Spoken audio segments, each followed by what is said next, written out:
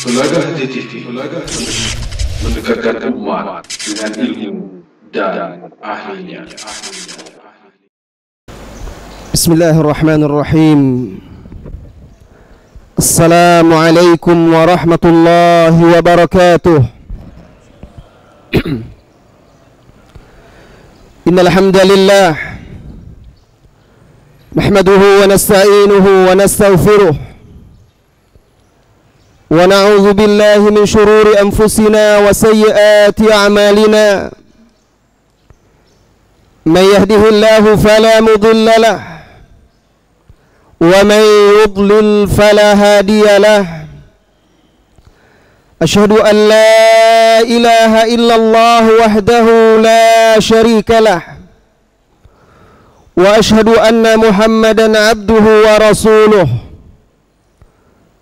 sallallahu alaihi wa ala alihi wa ashabihi wa man sara ala nahjihi wa tamassaka bi sunnatihi ila yaumiddin wa sallama tasliman katsira, amma ba'du. Saudara-saudari kaum muslimin dan muslimat yang semoga senantiasa dirahmati dan diberkahi oleh Allah tabaraka wa ta'ala, selamat datang dan selamat berkumpul di rumah Allah tabaraka wa ta'ala ini, di salah satu taman surga. Semoga Allah subhanahu wa ta'ala membukakan pintu hati kita untuk hidayahnya, membimbing kita untuk melaksanakan perkara-perkara yang diridhoinya.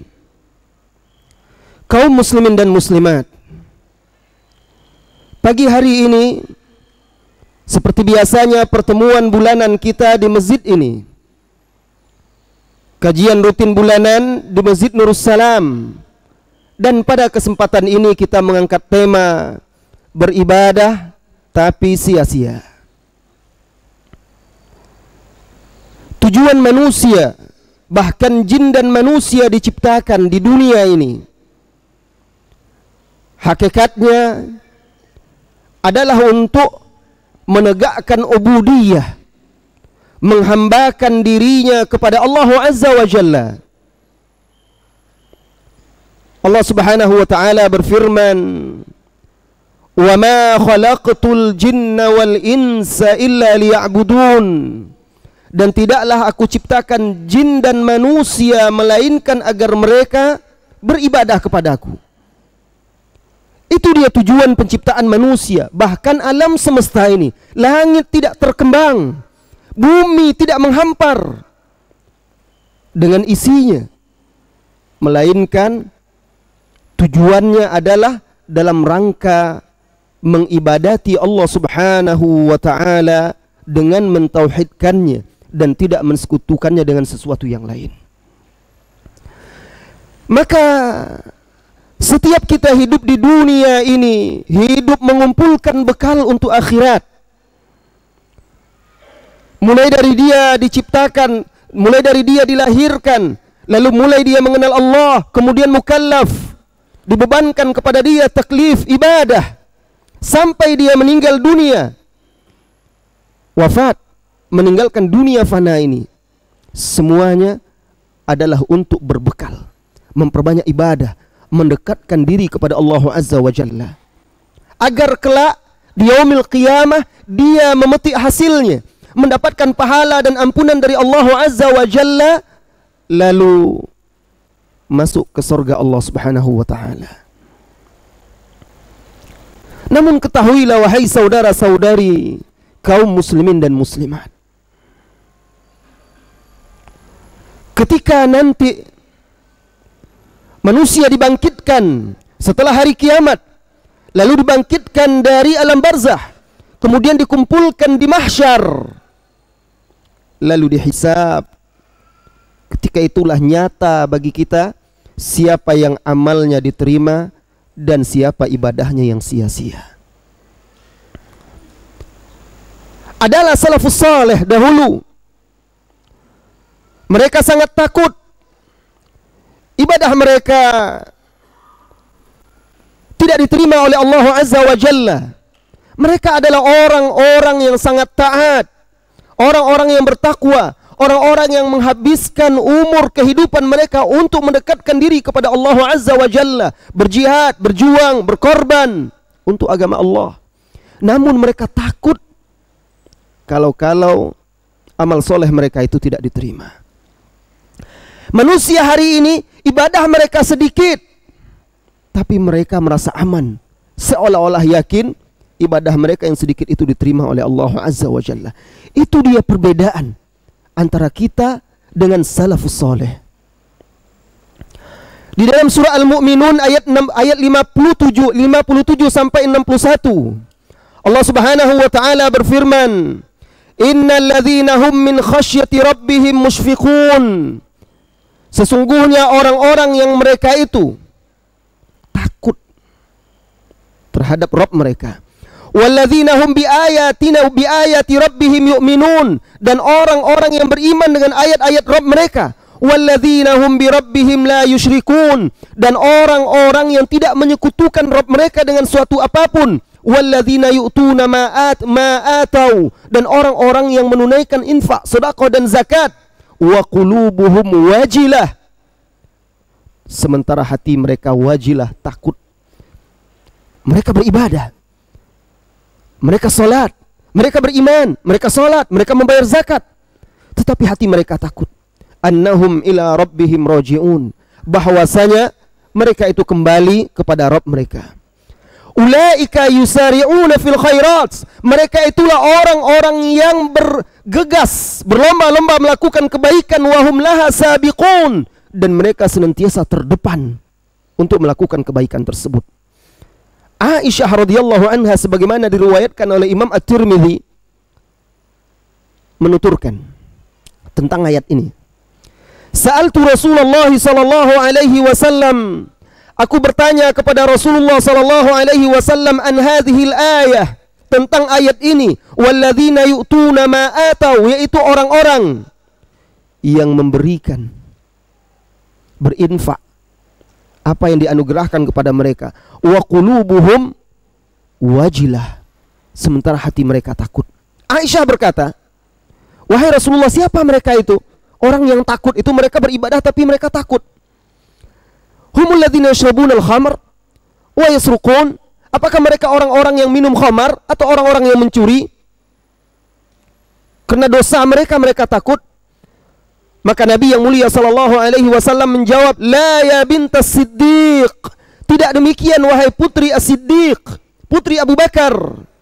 Walakinnahumul ladzina yasumun, mereka adalah orang-orang yang berpuasa, wa yusallun, dan salat, wa yatasaddaqun, bersedekah, wa hum yakhafuna an la yuqbala minhum, tapi mereka takut ibadah mereka itu tidak diterima oleh Allah Azza wa Jalla. Ulaika alladzina yusari'una fil khairat, mereka itulah orang yang berlomba-lomba dalam kebaikan. Jadi sifat orang-orang yang berlomba-lomba dalam kebaikan itu orang-orang mukmin sejati. Mereka takut ibadah mereka sia-sia.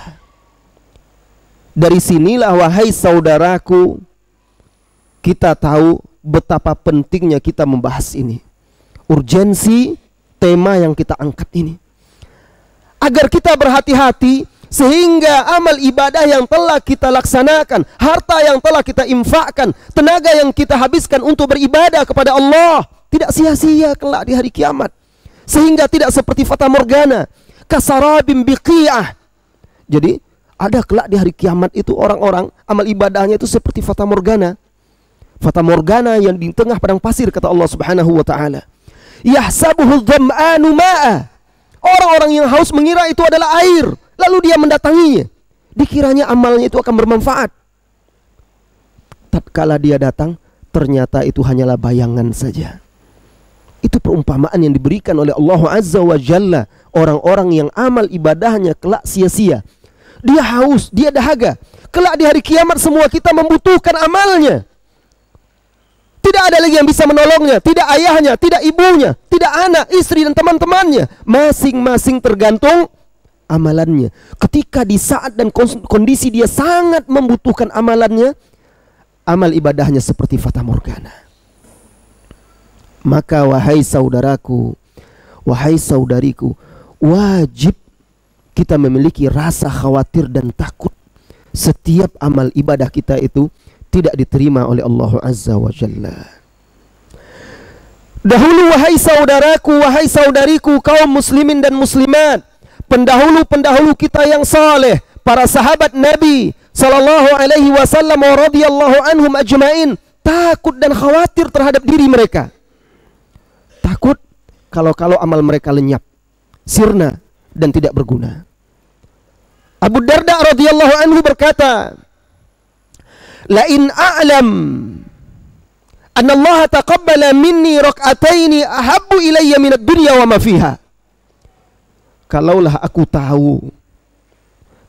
aku tahu bahwasanya Allah Subhanahu wa taala menerima 2 rakaat salatku saja, sungguh itu lebih aku cintai daripada dunia seisinya. Begitu dia takutnya. Khawatir dia amal ibadah dia yang banyak itu tidak diterima. Kalau saja dia tahu hanya 2 rakaat yang diterima, dia sudah sangat senang. Bahkan lebih dia sukai daripada dunia seisinya. Siapa yang yakin dan siapa yang tahu amal ibadahnya diterima oleh Allah Subhanahu wa taala? Abdullah bin Abi Mulaikah, tabi'in, telah bertemu dengan 30 orang sahabat Nabi, berguru kepada 30 orang sahabat Nabi. Dia berkata, "Adraktu 30 min ashabin Nabi sallallahu alaihi wasallam." Aku telah berjumpa dengan 30 orang sahabat Nabi sallallahu alaihi wasallam radhiyallahu anhus sahabah. Kulluhum, semuanya, yakhafun nifaq ala nafsihi. Semuanya khawatir kalau ada nifak pada diri mereka. Ma minhum min ahadin yaqul, tidak ada satupun dari mereka yang mengatakan innahu ala imani Jibril wa Mikail, bahwa keimanan mereka itu seperti keimanan Jibril dan Mikail, yang sudah tidak punya dosa lagi. Artinya mereka takut. Mereka tidak pernah menganggap iman mereka itu terbaik dan sempurna. Harusnya kita seperti itu juga. Orang ketika menganggap dirinya paling baik, sempurna, telah cukup, dia tidak berusaha untuk introspeksi diri. Dia tidak melihat lagi aib dan cacat dirinya. Ketika itulah amalnya nanti akan sia-sia. Nah, wahai saudaraku, saudari kaum muslimin dan muslimat, hari ini insyaallah ta'ala saya akan sampaikan untuk kita semuanya orang-orang yang kelak di hari kiamat amalan mereka sia-sia, tidak berguna di sisi Allah Subhanahu wa ta'ala, serta apa penyebab amalan mereka itu sia-sia dan tidak berguna. Yang pertama, wahai saudaraku, orang yang kelak kebaikan-kebaikan dia, amal solehnya tidak berguna di sisi Allah Azza wa Jalla, seperti fata morgana, yaitu orang-orang yang melakukan syirkul akbar.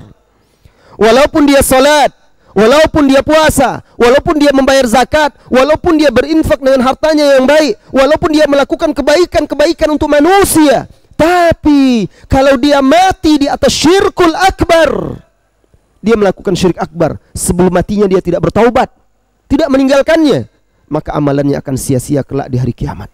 Tidak berguna bagi dia kebaikan-kebaikan dia di dunia. Kenapa wahai saudara-saudari? Karena syirkul akbar adalah dosa paling besar yang dilakukan oleh manusia kepada Allah Azza wa Jalla. Dosa yang tidak diampuni oleh Allah kecuali hamba tersebut taubat, meninggalkannya, memohon ampun sebelum dia wafat. Jika tidak, maka akan sia-sia semua perbuatannya. Di dalam surat Az-Zumar ayat 65, Allah Subhanahu wa ta'ala berfirman kepada Nabi Muhammad sallallahu alaihi wasallam, "Wa laqad uhiya ilaika wa ila alladhina min qablika la in asyrakta la yahbatanna amaluka wa la takunanna minal khasirin."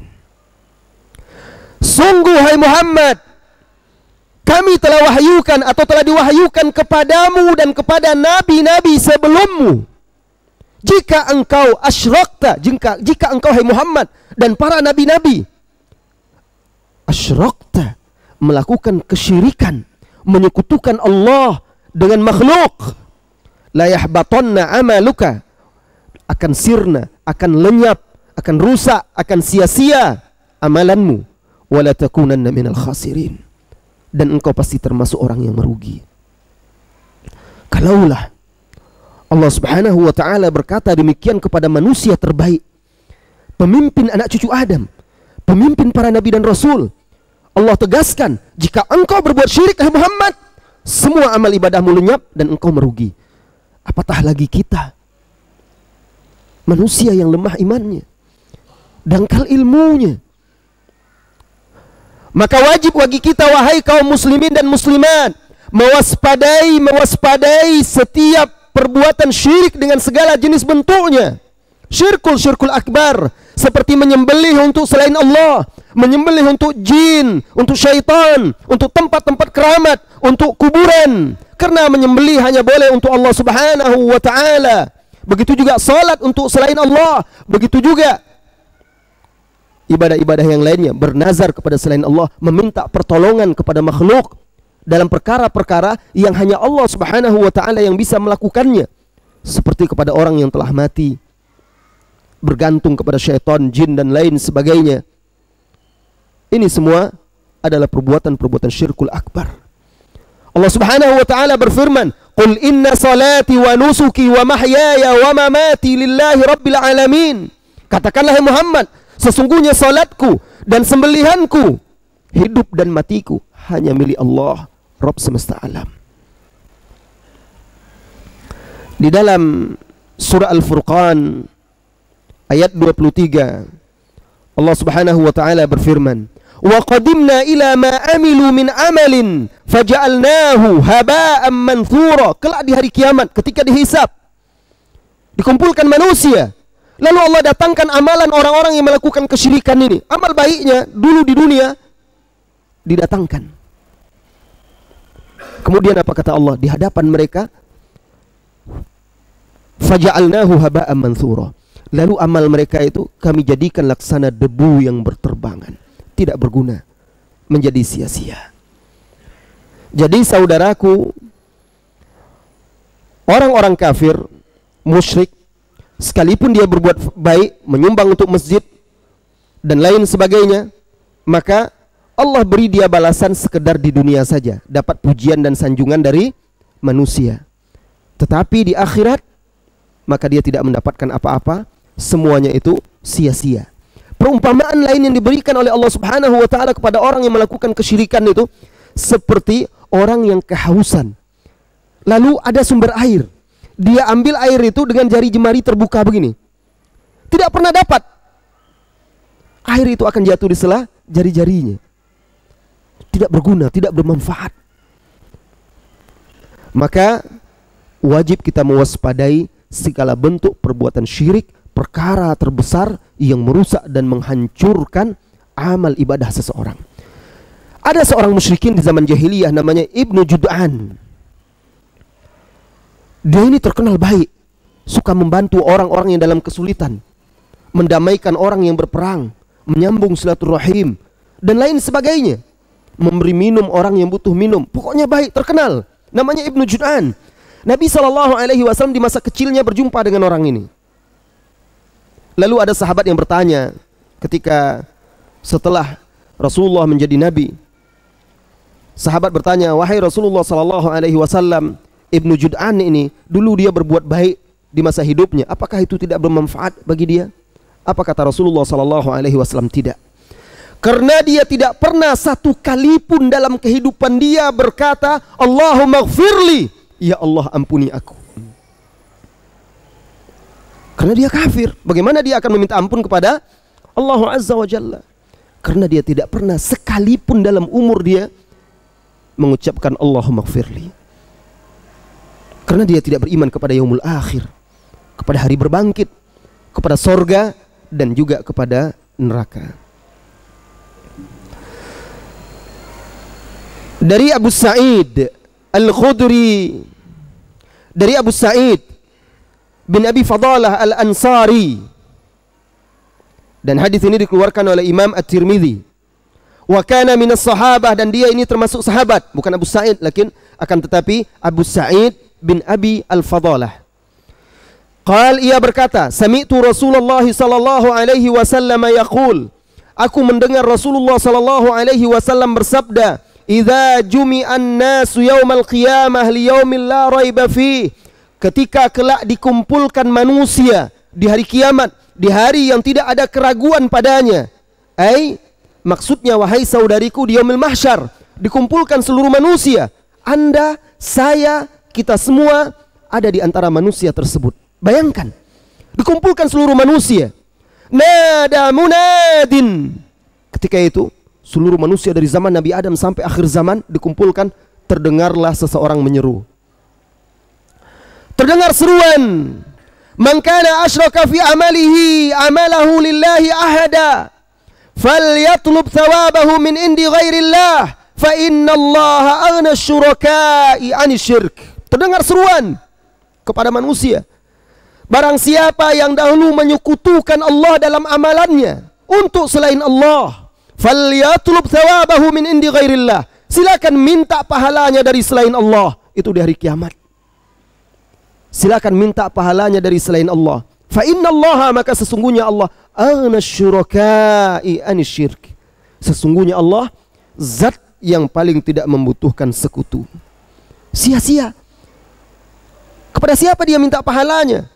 Semua makhluk ketika itu membutuhkan pahala. Tidak akan ada yang mau membagikannya. Bahkan kalau perlu orang meminta, mengharapkan syafaat, meminta pahala. Sekarang diperintahkan dia meminta kepada orang-orang, kepada makhluk-makhluk yang dahulu dia menyekutukan Allah Subhanahu wa ta'ala. Maka pergilah orang dahulu yang menyembah jin dan syaitan menemui jin dan syaitan. Jin dan syaitan yang kafir sudah dimasukkan ke dalam neraka. Maka pergilah orang ke batu, ke gua, semuanya berhala-berhala yang diikutinya.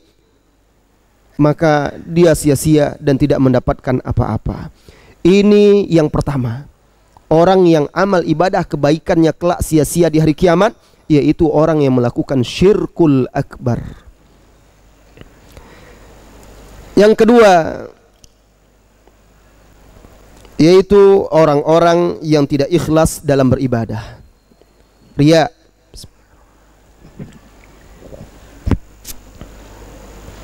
Capek dia membaca Al-Quran, habis hartanya untuk bersedekah, berinfak, waktunya untuk ibadah, salat, tahajud dan lain sebagainya, tapi dia mengharapkan pujian dan sanjungan dari manusia, atau karena mengharapkan tujuan-tujuan duniawi yang lainnya. Maka kelak di hari kiamat akan sia-sia, tidak ada gunanya. Allah Subhanahu wa ta'ala berfirman di dalam surat Hud ayat 15 sampai 16, man kana yuridul hayatad dunya wa zinataha, barang siapa yang menginginkan kehidupan dunia dan perhiasannya. Tanyakan pada diri kita, wahai saudariku, wahai saudaraku, apa yang kita inginkan? Kita menginginkan Allah, keridhaan dan pahalanya serta ampunannya, surganya, ataukah kita menginginkan dunia dan perhiasannya? Barang siapa yang menginginkan dunia dan perhiasannya, nuwaffi ilaihim a'malahum fiha wa hum fiha la yubkhasun, kami akan tunaikan sesuai dengan amalan mereka di dunia itu. Kami akan berikan dunia dan perhiasannya. Jadi orang yang riya itu dia dapat pujian dan sanjungan manusia, dia dapat. Tujuannya itu Allah berikan. Kalau memang itu tujuannya, perhiasan dunia dia dapatkan. Tetapi apa kelak di hari kiamat? Ulaika alladzina laysa lahum fil akhirati illa an-nar. Tapi orang-orang itu tidak ada bagian bagi mereka di akhirat melainkan api neraka. Wa habita ma sana'u, lenyaplah, sirnalah apa yang mereka amalkan, mereka perbuat fiha di dunia. Wa batilum ma kanu ya'malun, batal ibadah-ibadah yang mereka kerjakan ketika di dunia. Ayat ini peringatan bagi kita semua agar kita senantiasa memperbaiki niat kita dalam setiap ibadah kita. Apa kata Ibnu Abbas radhiyallahu anhuma? Inna ahlar riya'i yu'tauna bihasanatihim fid dunya. Sesungguhnya ahlur riya, orang-orang yang riya diberikan balasan kebaikannya di dunia. Wa dzalika annahum la yuzlamuna naqira. Dan mereka tidak akan dizalimi, diberi kebaikannya. Man amila salihan iltimasad dunya sauma aw salatan aw tahajjudan bil lail la ya'maluhu illa iltimasad dunya yaqulu Allah ta'ala ufihi alladhi iltamasa fid dunya minal mathabah wa habita amaluhu alladhi kana ya'maluhu liltimasid dunya wa huwa fil akhirati minal khasirin. Tafsir ayat ini. Apa kata Ibnu Abbas? Orang-orang ahlur riya, yang riya itu diberi kebaikannya di dunia dan mereka tidak dizalimi. Barang siapa yang beramal soleh karena mengharapkan dunia, berpuasa misalnya, sholat, tahajud, atau ibadah yang lainnya, dia menginginkan dunia, pujian dan sanjungan manusia, misalnya belajar, mengajar agar disebut alim, disebut orang yang pandai, bersedekah disebut orang yang dermawan agar disebut orang dermawan, membaca Al-Quran agar disebut dia ahli, qari, berjihad agar disebut dia pemberani, mengharapkan pujian dan sanjungan manusia. Di dunia dia dapatkan. Adapun di akhirat amalannya lenyap. Bahkan ketahuilah wahai saudaraku, orang-orang ini orang yang pertama dinyalakan api neraka untuk mereka. Kaum muslimin dan muslimat yang semoga senantiasa dirahmati dan diberkahi oleh Allah Azza wa Jalla. Ada sebuah hadis yang sangat mengerikan. Hadis yang sepatutnya membuat setiap kita merinding. Hadis ini tentang orang-orang yang tidak ikhlas beribadah ketika di dunia. Simak hadis ini dengan hati sebelum mendengarkannya dengan telinga. Hadis ini diriwayatkan oleh Imam At-Tirmidzi di dalam sunannya. Anna Sufyan al-Asbahi haddathahu annahu dakhala al-Madinata fa idza huwa bi rajulin qad istama'a alaihi an-nas. Faqala man hadha? Faqalu Abu Hurairah. Jadi Sufyan al-Asbahi ini berkata bahwasanya dia datang ke kota Madinah. Lalu di Masjid Nabawi dilihatnya ada seseorang yang dikerumuni, dikelilingi oleh orang banyak majelisnya. Lalu dia bertanya, siapa orang ini? Qalu Abu Hurairah. Itu adalah Abu Hurairah, sahabat Nabi sallallahu alaihi wasallam. Fadanautu minhu hatta qa'adtu baina yadayhi wa huwa yuhadditsun nas. Lalu majulah aku ke depan sampai aku duduk di hadapannya. Dan ketika itu dia sedang menyampaikan nasihat-nasihat kepada manusia, sedang mengisi kajian, menyampaikan ilmu.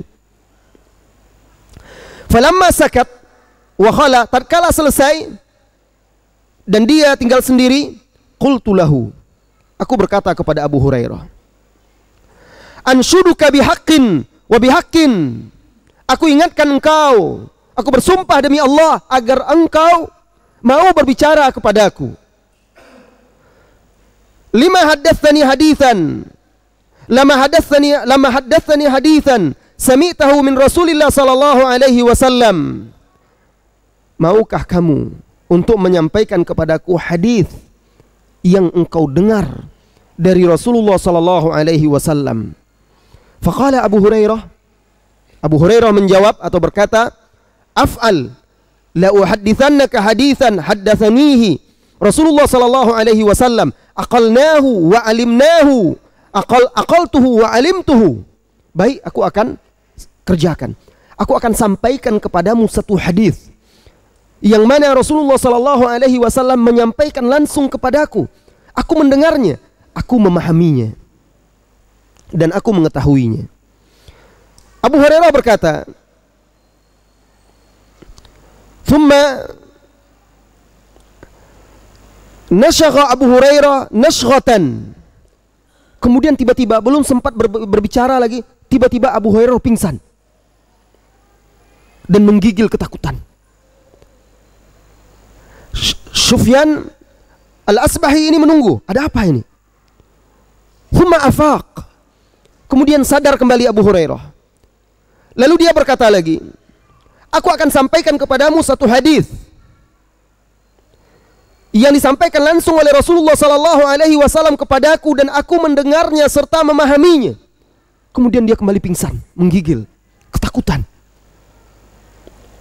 Lalu sadar lagi. Lalu dia berkata lagi, aku akan sampaikan kepadamu satu hadis yang disampaikan oleh Rasulullah sallallahu alaihi wasallam kepadaku di rumah ini. Dan ketika itu hanya ada aku dan beliau sallallahu alaihi wasallam, tidak ada orang lain. Kemudian dia pingsan. Sampai akhirnya berulang-ulang seperti itu. Lalu akhirnya aku menyandarkan dia, fa asnadtuhu ala tawiyya. Thumma afaq. Kemudian aku sandarkan. Setelah dia sadar, duduk bersandar. Lalu dia kembali berkata, Haddatsani Rasulullah sallallahu alaihi wasallam. Rasulullah sallallahu alaihi wasallam telah menyampaikan kepadaku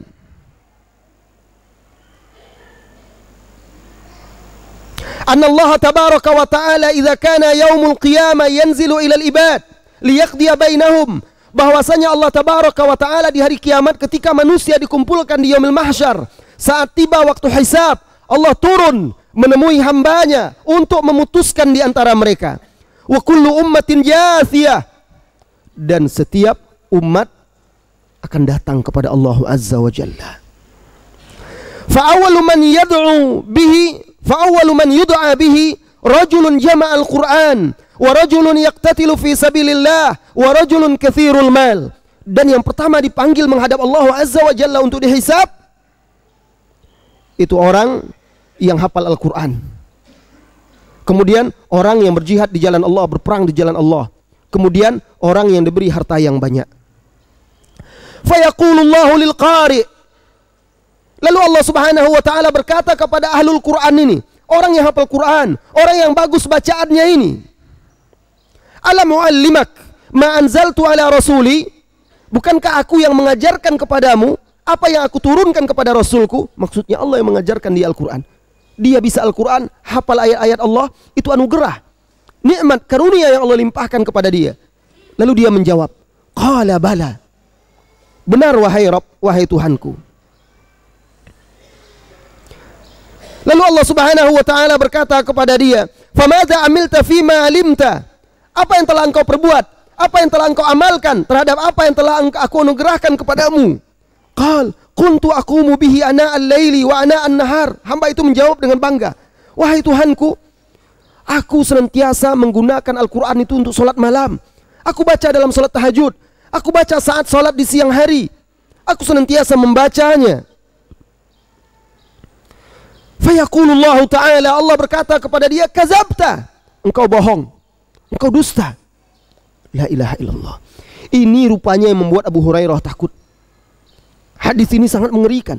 Bahkan Muawiyah bin Abi Sufyan yang juga meriwayatkan hadis ini, setiap kali hendak menyampaikan hadis ini pingsan, ketakutan. Harusnya kita merasa itu. Berapa ayat yang setelah kita hafal, berapa banyak yang kita pelajari, kita berusaha memperbagus bacaannya. Untuk siapa? Untuk apa? Apa tujuannya? Lihat, Allah katakan kepada dia, orang yang mengaku bahwa dia menggunakan Al-Quran itu untuk mendekatkan diri kepada Allah siang dan malam, Allah katakan, kadzab, engkau bohong, engkau dusta. Lalu Allah Subhanahu wa taala katakan, innama hafizta atau innama qara'ta liyuqala qari. Engkau membacanya, engkau menghafalnya agar engkau dikatakan ahli, qari, orang yang hebat bacaannya, orang yang paling banyak hafalannya, dan seterusnya. Dan engkau telah mendapatkan itu ketika di dunia. Lalu Allah Subhanahu wa taala berkata kepada malaikat, lalu Allah Subhanahu wa taala mengatakan kepada malaikat, khudhuh, seret dia, faghulluh, belenggu dia. Lalu diseretlah, kemudian dicampakkan ke dalam neraka. Sia-sia amalannya. Al-Quran yang dihafalnya, yang sering dibacanya, ketika dia tidak ikhlas, hanya mengharapkan pujian, sanjungan, atau mengharapkan keuntungan dunia dari itu, maka sia-sia amalannya.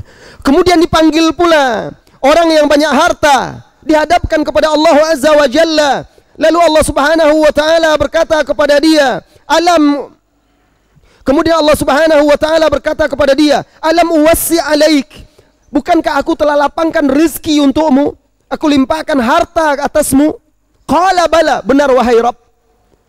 Lalu apa yang engkau kerjakan dengan hartamu? Apa yang engkau perbuat? Lalu dia pun menjawab.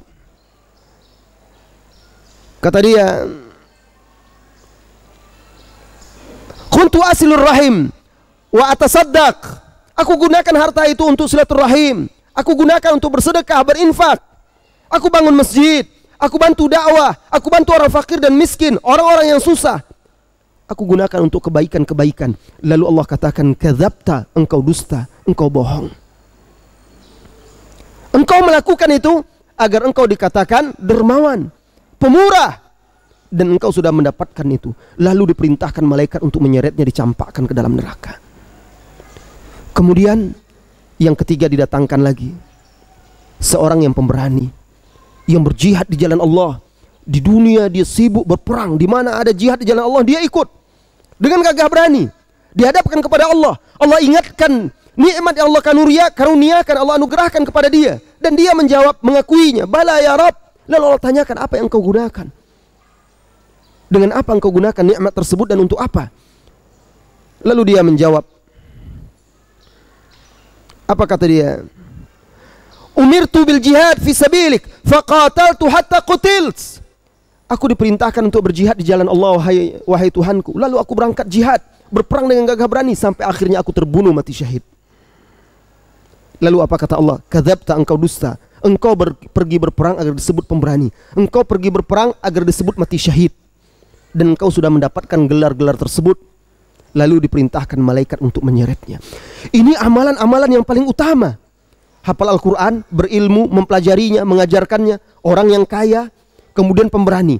3 perkara ini, jika ada seseorang memilikinya, sudah cukup bagi dia kebahagiaan dunia. Ilmu agama, yaitu Al-Quran.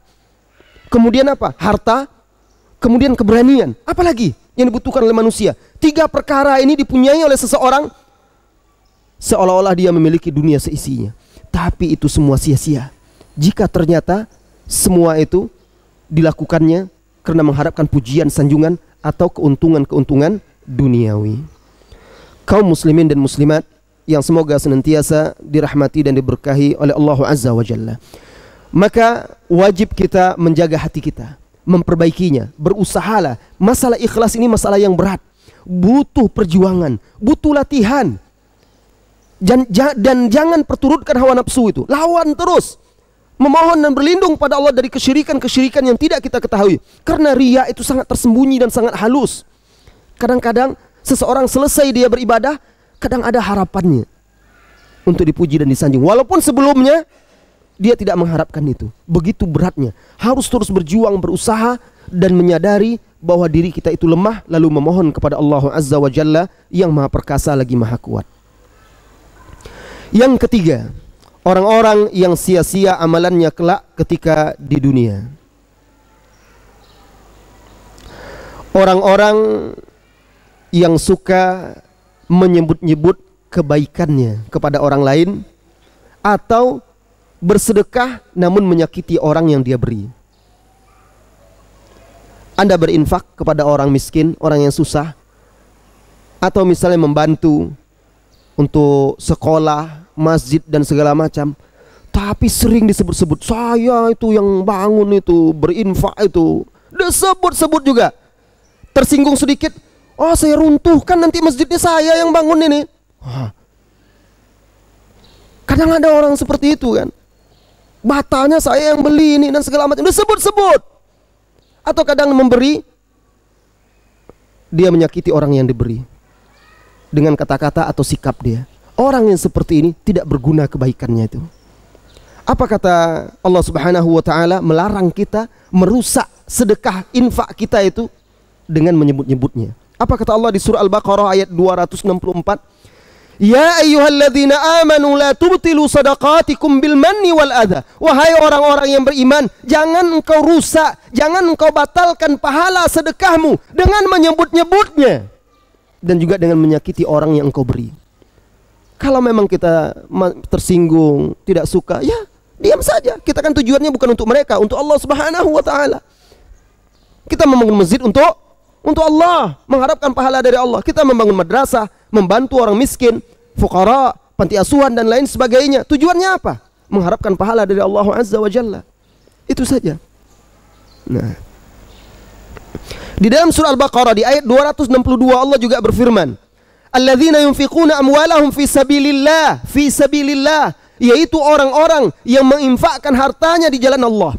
Di jalan Allah ini luas. Apa saja untuk agama ini, infaknya itu di jalan Allah Azza wa Jalla. Thumma la yutbi'una ma anfaqu manna wala adha.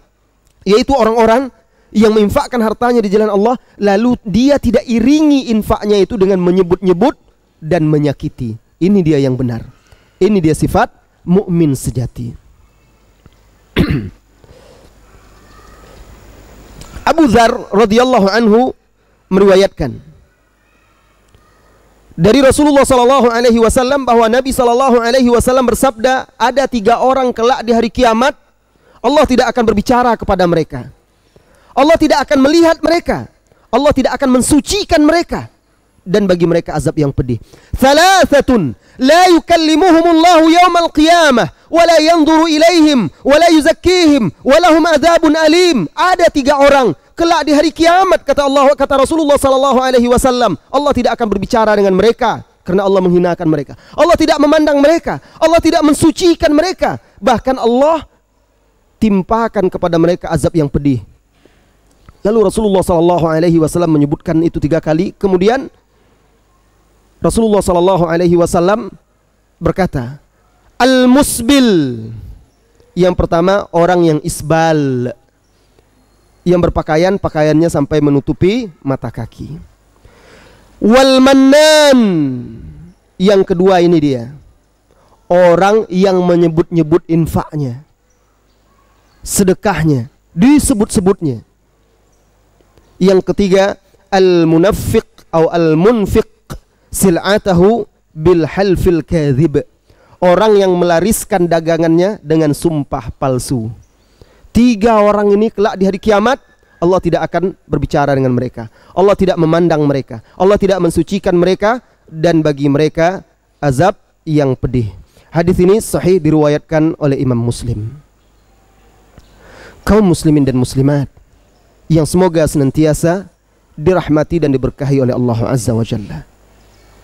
Yang keempat, orang yang amalannya sia-sia kelak di hari kiamat. Ini banyak sekali kaum muslimin terjatuh dalam perkara ini, na'udzubillah. Meninggalkan sholat asar.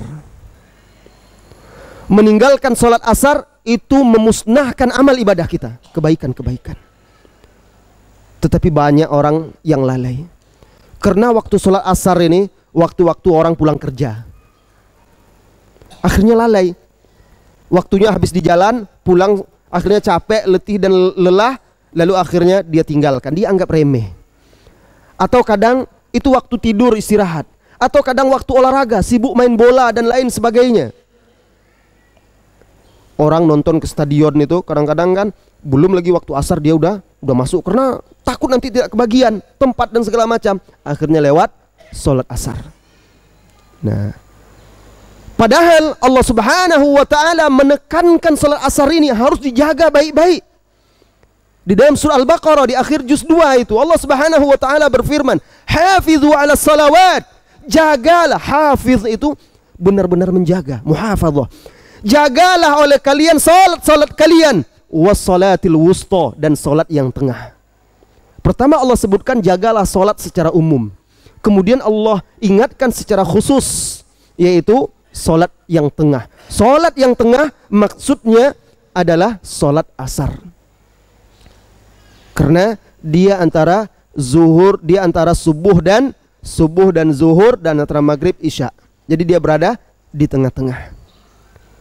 Di dalam hadis dari Buraidah radhiyallahu anhu, Nabi sallallahu alaihi wasallam bersabda, "Man taraka salatal asri habita amaluh." Barang siapa yang meninggalkan salat asar, lenyaplah amalannya. Allahu akbar. Perkara yang dianggap remeh oleh manusia.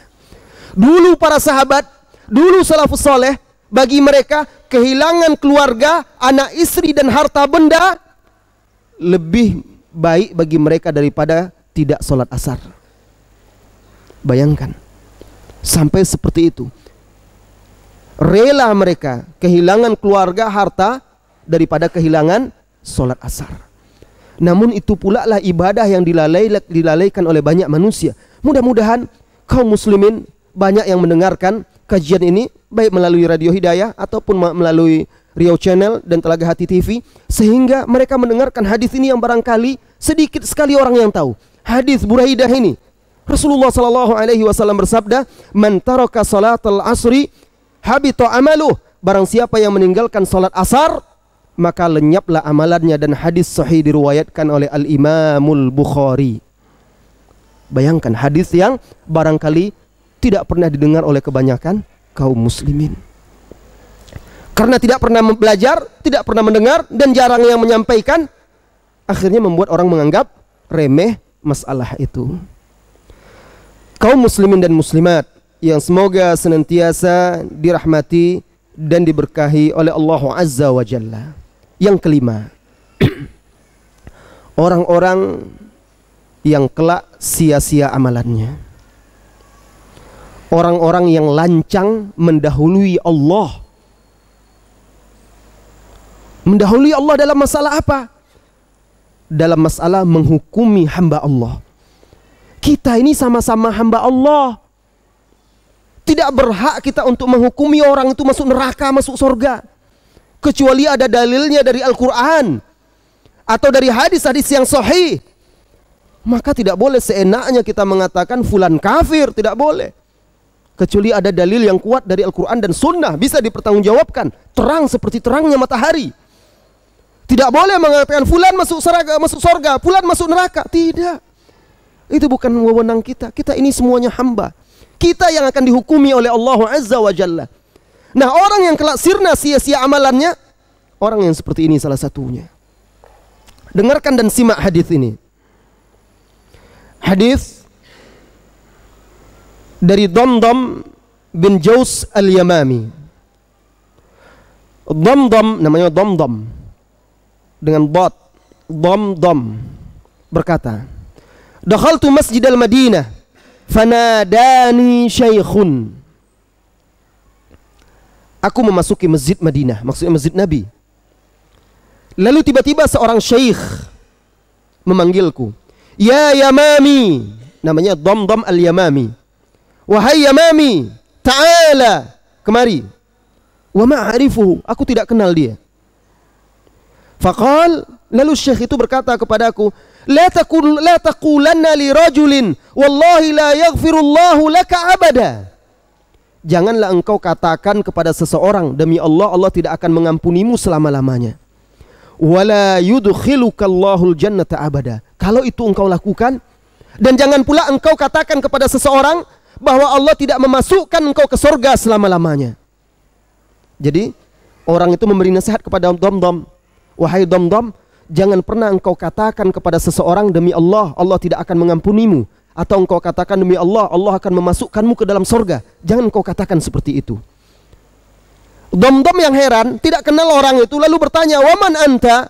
Yarhamukallah. Siapa engkau? Semoga Allah merahmatimu." Qala Abu Hurairah. Orang itu menjawab, yang menasihati dia, "Aku adalah Abu Hurairah." Qal, Damdam berkata, "Inna hadhil kalima yaquluha ahaduna li ba'di ahli idza ghadiba aw li zaujatihi."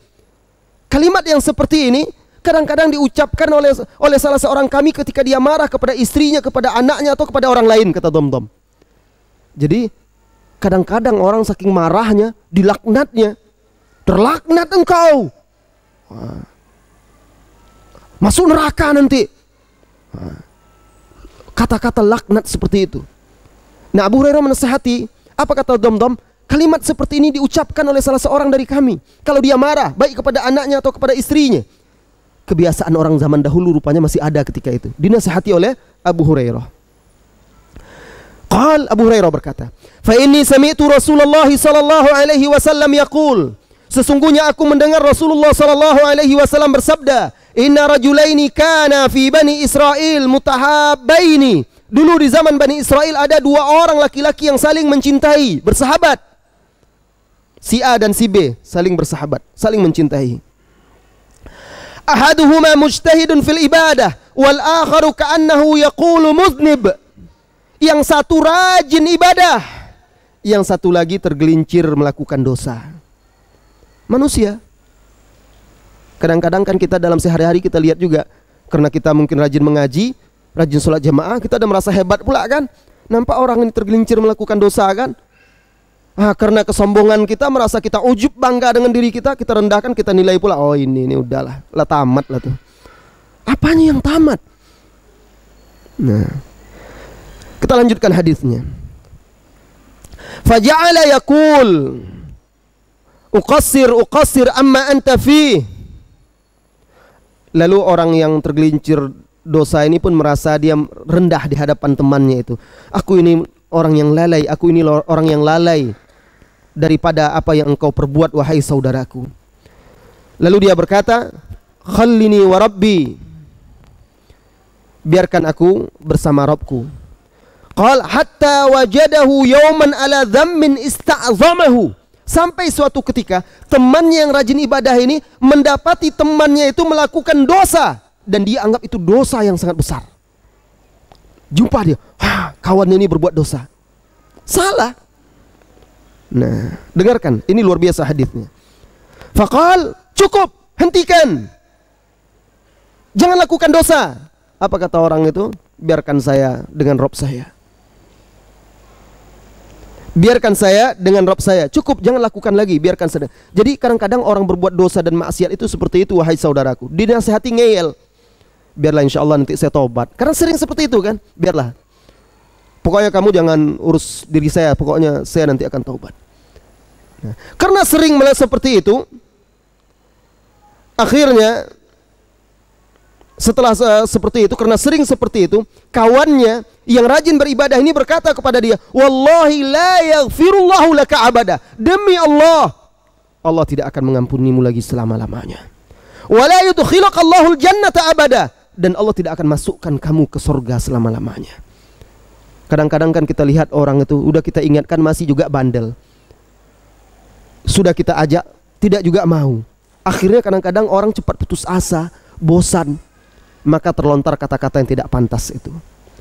Nah, faqal faba'athallahu ilaihi ma malaka, maka Rasulullah sallallahu alaihi wasallam bersabda, Allah mengutus kepada mereka malaikat maut, faqabada arwahahuma, lalu malaikat maut mencabut nyawa keduanya, diwafatkan oleh Allah dua orang ini. Fajtama'a indah, lalu keduanya bertemu di hadapan Allah. Sudah mati, bertemu di hadapan Allah azza wa jalla. Apa kata Allah kepada orang yang berdosa?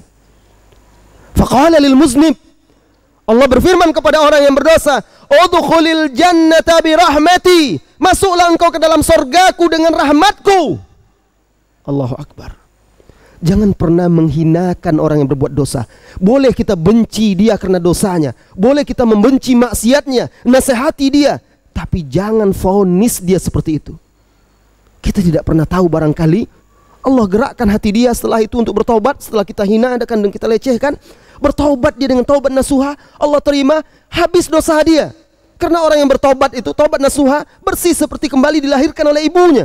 Sementara kita masih bergelimang dosa dan maksiat. Jadi tidak boleh dihinakan, dilecehkan. Bahkan kalau perlu dirangkul, dia diajak dengan cara yang baik. Barangkali itu pula makna hadis Rasulullah SAW di dalam Sahih Bukhari. Ada seorang sahabat yang sering kali mabuk dan dicambuk oleh Rasulullah karena mabuk. Dia mabuk, hukum Allah harus ditegakkan, tapi tidak boleh menghinakan dan melecehkan dia. Sampai akhirnya suatu ketika ketahuan lagi dia mabuk, dicambuk, lalu Umar mencela dia. Apa kata Rasulullah kepada Umar? Mahlan ya Umar, tahan wahai Umar, innilah a'lam, sesungguhnya aku tahu, innahu yuhibbullaha wa rasulah. Orang ini walaupun dia tergelincir berbuat dosa, minum khamar, tapi sebenarnya dia mencintai Allah dan Rasulnya. Lihat, dia tetap dihukum karena salahnya, hukum tetap ditegakkan, tapi tidak boleh dihinakan dan dilecehkan. Sampai seperti itu. Nah, Allah katakan kepada orang yang berbuat dosa ini, masuk surga engkau dengan rahmatku. Lalu Allah katakan kepada orang yang satu lagi, Orang yang ahli ibadah yang menghukumi saudaranya tadi, atastati'u an tahdhura ala abdi rahmati? Apakah sanggup engkau menghalangi rahmatku kepada hambaku? Allah katakan kepada orang tadi, apakah bisa engkau menghalangi rahmatku untuk hambaku itu? La ya Rabb, tidak bisa wahai Rabb. Lalu Allah katakan, idhabu bihi ilan nar. Wahai para malaikat-malaikatku, bawa dia ke dalam neraka. Hadis ini dikeluarkan oleh Imam Al-Baghawi di dalam kitab Syarhus Sunnah. Perhatikan wahai saudaraku, sangat berat masalah ini. Jadi hapuskan ujub, rasa bangga dengan amal ibadah yang kita lakukan. Senantiasalah merasa bahwa apa yang telah kita perbuat belum cukup untuk bekal kita menuju akhirat. Takutlah selalu kalau amal ibadah kita itu sia-sia di hadapan Allah, sehingga kita tidak memandang remeh orang lain. Lihat sahabat yang terjerumus berbuat dosa zina, lalu dia dirajam, dihukum, dia sudah taubat, dirajam. Kemudian ada salah seorang sahabat yang terkena percikan darahnya, lalu mencela dia. Apa kata Rasulullah sallallahu alaihi wasallam? Mahlan ya Khalid, tahan ucapanmu wahai Khalid. Laqad tabat, dia telah bertaubat. Kalau dibagi untuk 70 orang penduduk Madinah ini, akan cukup taubatnya itu. Subhanallah. Jadi tidak boleh kita menghina, melecehkan orang-orang yang berbuat dosa itu. Bahkan dengan menghina dan melecehkan itu membuat dia semakin jauh dari jalan yang benar. Kaum muslimin dan muslimat yang semoga senantiasa dirahmati dan diberkahi oleh Allah Azza wa Jalla. Yang berikutnya, yang keenam,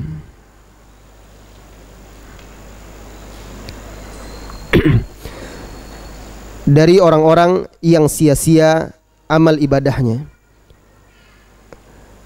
Berlanjut dari tadi, yaitu orang-orang yang ujub terhadap amal ibadahnya. Ibnul Mubarak menjelaskan apa itu ujub. Ujub itu dari kalimat kita kan ada bahasa Indonesia ta'ajub. Ta'ajub itu dari bahasa Arab, dari ta'ajjaba ya ta'ajjubu, ya ta'ajjuban, ta'ajub, bangga, heran, kagum. Itu ta'ajub, itu kan kekaguman. Nah, ujub dari situ, rasa kagum. Apa kata Abdullah ibn Mubarak, salah seorang ulama salaf? Antara anna indaka syai'an laisa inda ghairik. Ujub itu engkau melihat sesuatu yang ada pada dirimu tidak ada pada diri orang lain. Itu dia ujub. Engkau melihat sesuatu yang ada pada dirimu tidak ada pada diri orang lain. Itu ujub. Ujub bisa jadi dalam urusan dunia. Kita lihat harta kita, lalu kita bangga. Kita lihat orang lain tidak ada sama dia, kita punya. Ujub dalam dunia. Ujub bisa jadi dalam penampilan fisik. Kita lihat bercermin diri kita, lalu kita lihat orang lain, ada ujub kita. Ujub juga bisa datang dalam ibadah, urusan akhirat. Kita lihat salat kita, lalu kita lihat kawan kita sering terlambat. Kita tidak pernah melihat dia salat tahajud. Kita lihat jarang membaca Al-Quran.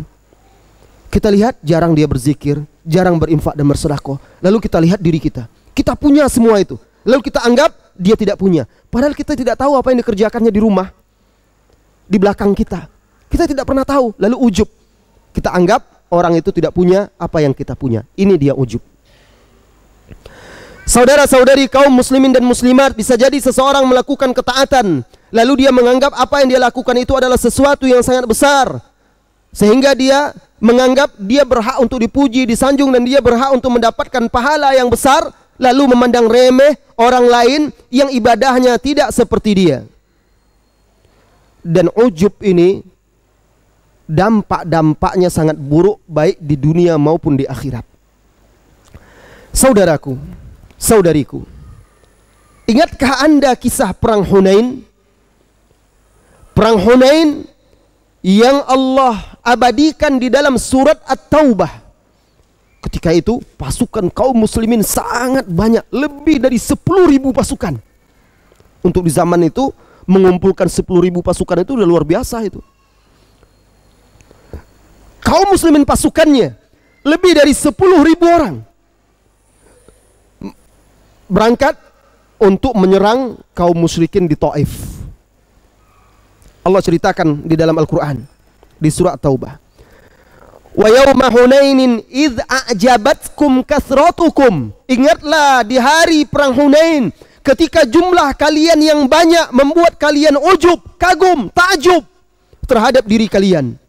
Lalu ketika itu banyak kaum muslimin yang berkata, hari ini kita tidak akan kalah lagi. Lihat banyak ini, hebat kan, gagah. Hari ini kita tidak akan kalah karena jumlah kita.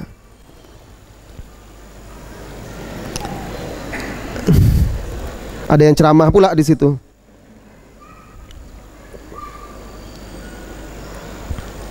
Namun apa kata Allah? Ketika kaum muslimin berkata, hari ini kita tidak akan kalah lagi karena kita sedikit, karena kita banyak. Apa kata Allah? Wa yauma Hunainin idz a'jabatkum kathratukum falam tughni ankum syai'a. Ingatlah di perang Hunain ketika jumlah kalian sangat banyak membuat kalian kagum, ternyata tidak memberikan manfaat apa-apa bagi kalian sedikit pun. Wa dhaqat 'alaikumul ard. Bumi yang luas ini serasa sempit bagi kalian ketika itu. Bima rahabat tsumma wallaitum mudbirin, dan kalian kocar-kacir lari dari medan perang. Jadi Allah berikan pelajaran.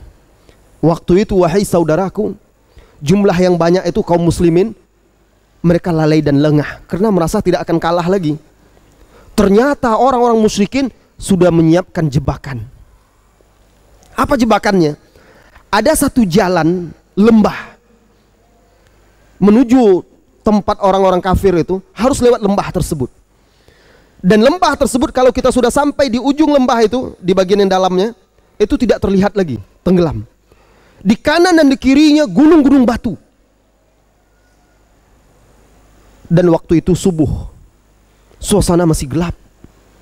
Lewatlah kaum muslimin di sana, ternyata di kiri kanan gunung itu orang-orang musyrikin sudah siap dengan panah dan lain sebagainya. Dalam kegelapan. Kemudian dari depan mereka juga dihadang. Jadi ketika mendapatkan serangan mendadak dari depan, kemudian dari atas, kanan, atas, kiri, batu-batu dijatuhkan, kocar-kacir pasukan kaum muslimin. Saking banyaknya mereka dan lembah itu sempit. Yang di depan lari ke belakang yang di belakang tidak tahu apa-apa, bertabrakanlah pasukan itu. Onta-onta, kuda-kuda, ada yang terinjak dan lain sebagainya. Kocar-kacir, mereka lari meninggalkan Rasulullah sallallahu alaihi wasallam. Kecuali segelintir sahabat-sahabat. Bayangkan, itu masih ada Rasulullah sallallahu alaihi wasallam. Karena ujub tadi.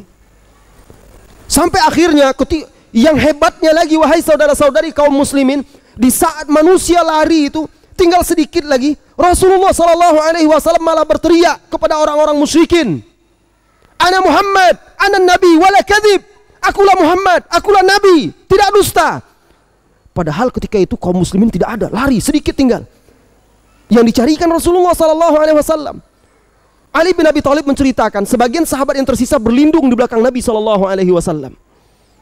Lalu Rasulullah sallallahu alaihi wasallam memerintahkan Al-Abbas untuk berteriak dengan suaranya yang lantang, karena terkenal suaranya lantang. Berteriak dia, dipanggilnya, "Ya lil muhajirin wa ya lil ansar." Kemudian disebutkan, dipanggil lagi, waya ashabus syajarah, ashabul bai'ah.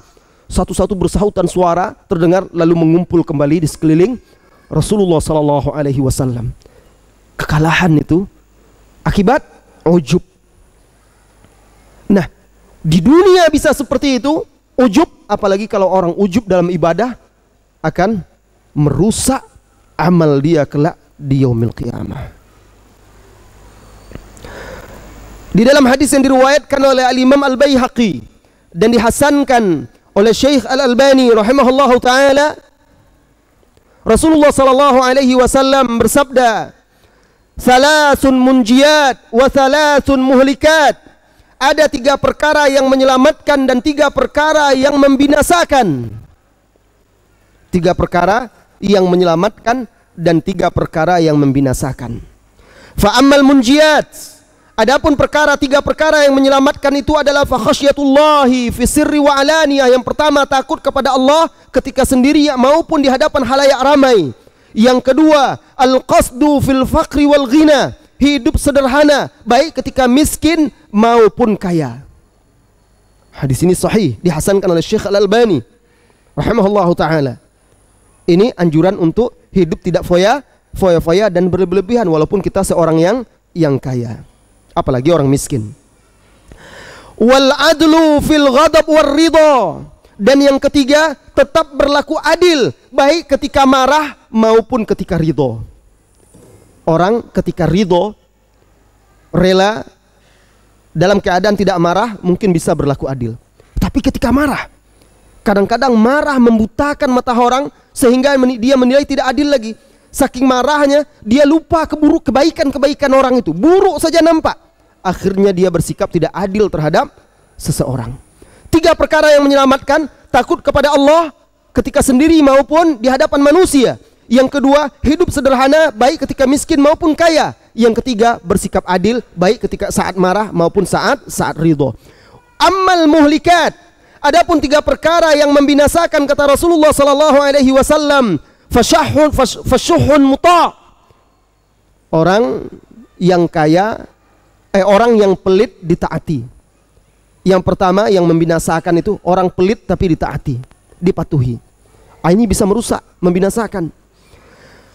Wa hawa muttaba', hawa nafsu yang diikuti. Wa ijabul mar'i bi nafsih, dan kekaguman seseorang terhadap diri sendiri. Wa hiya asyadduhunna, dan itu yang paling parah dan paling mengerikan. Jadi 3 perkara yang membinasakan itu: orang pelit yang dipatuhi, kemudian yang kedua hawa nafsu yang diikuti, yang ketiga ijabul mar'i bi nafsihi, kekaguman seseorang kepada diri sendiri. Wa hiya asyadduhunna, dan itu yang paling dahsyat dan mengerikan. Di dalam hadis yang diriwayatkan oleh Al-Imam Al-Bukhari, ada Allah menghukum langsung orang di dunia karena ujubnya. Apa kata Rasulullah sallallahu alaihi wasallam dari Abu Hurairah? Bainama rajulun yamshi fi hullatin ta'jibuhu nafsuhu murajjilun jummatahu. Ketika ada seseorang yang kaya berjalan di muka bumi, dia merasa kagum dengan jubah yang dia pakai, perhiasan yang dia kenakan, dan rambut dia yang klimis yang dia sisir. Kagum dengan penampilan diri dia. Ketika dia sedang berjalan itu, idz khasafallahu bihi wa huwa yatajaljalu ilaihi ila yaumil qiyamah. Lalu Allah tenggelamkan dia di perut bumi. Entah terjadi longsor, entah terbelah bumi. Yang penting Rasulullah katakan Allah tenggelamkan dia di dalam tanah, dan dia seperti itu bergelimang tanah itu sampai hari kiamat. Kenapa? Karena kekaguman. Ijab itu bibit kesombongan. Kalau orang sudah kagum kepada diri dia, maka akan mulai muncul kesombongan. Kalau sudah seperti itu, kebenaran pun akan ditolak. Orang sombong tidak akan mau menerima nasihat maupun menerima kebenaran. Saudara-saudari kaum muslimin dan muslimat yang semoga senantiasa dirahmati dan diberkahi oleh Allah Azza wa Jalla.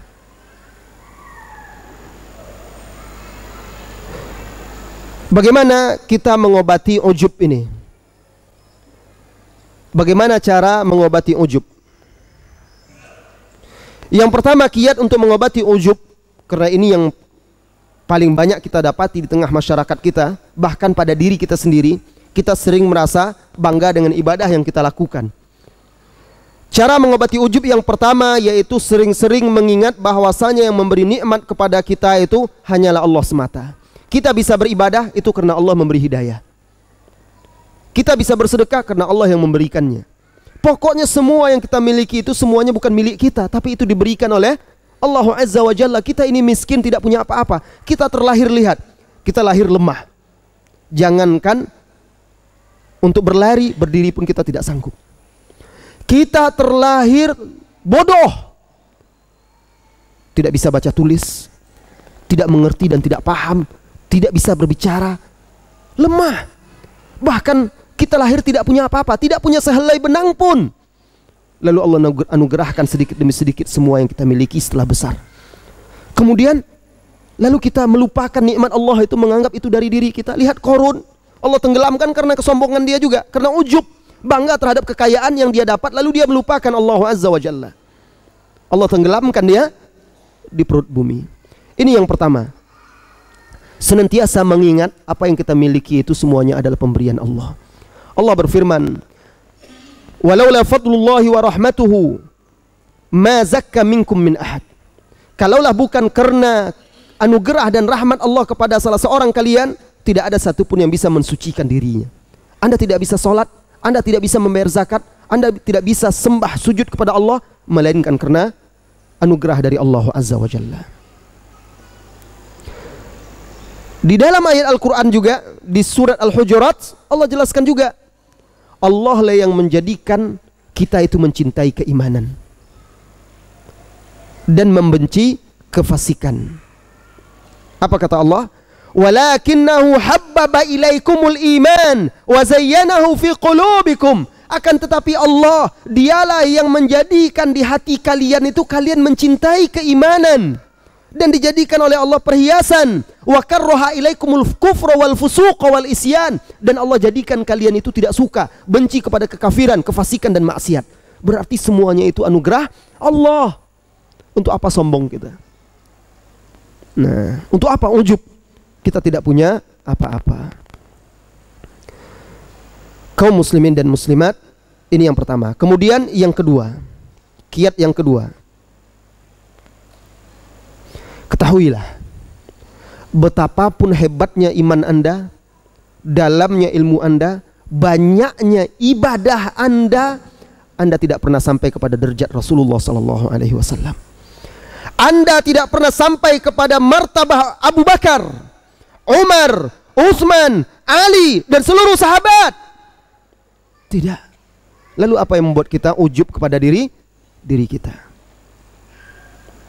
Maka sering-sering kita mengoreksi diri kita sendiri. Yang ketiga,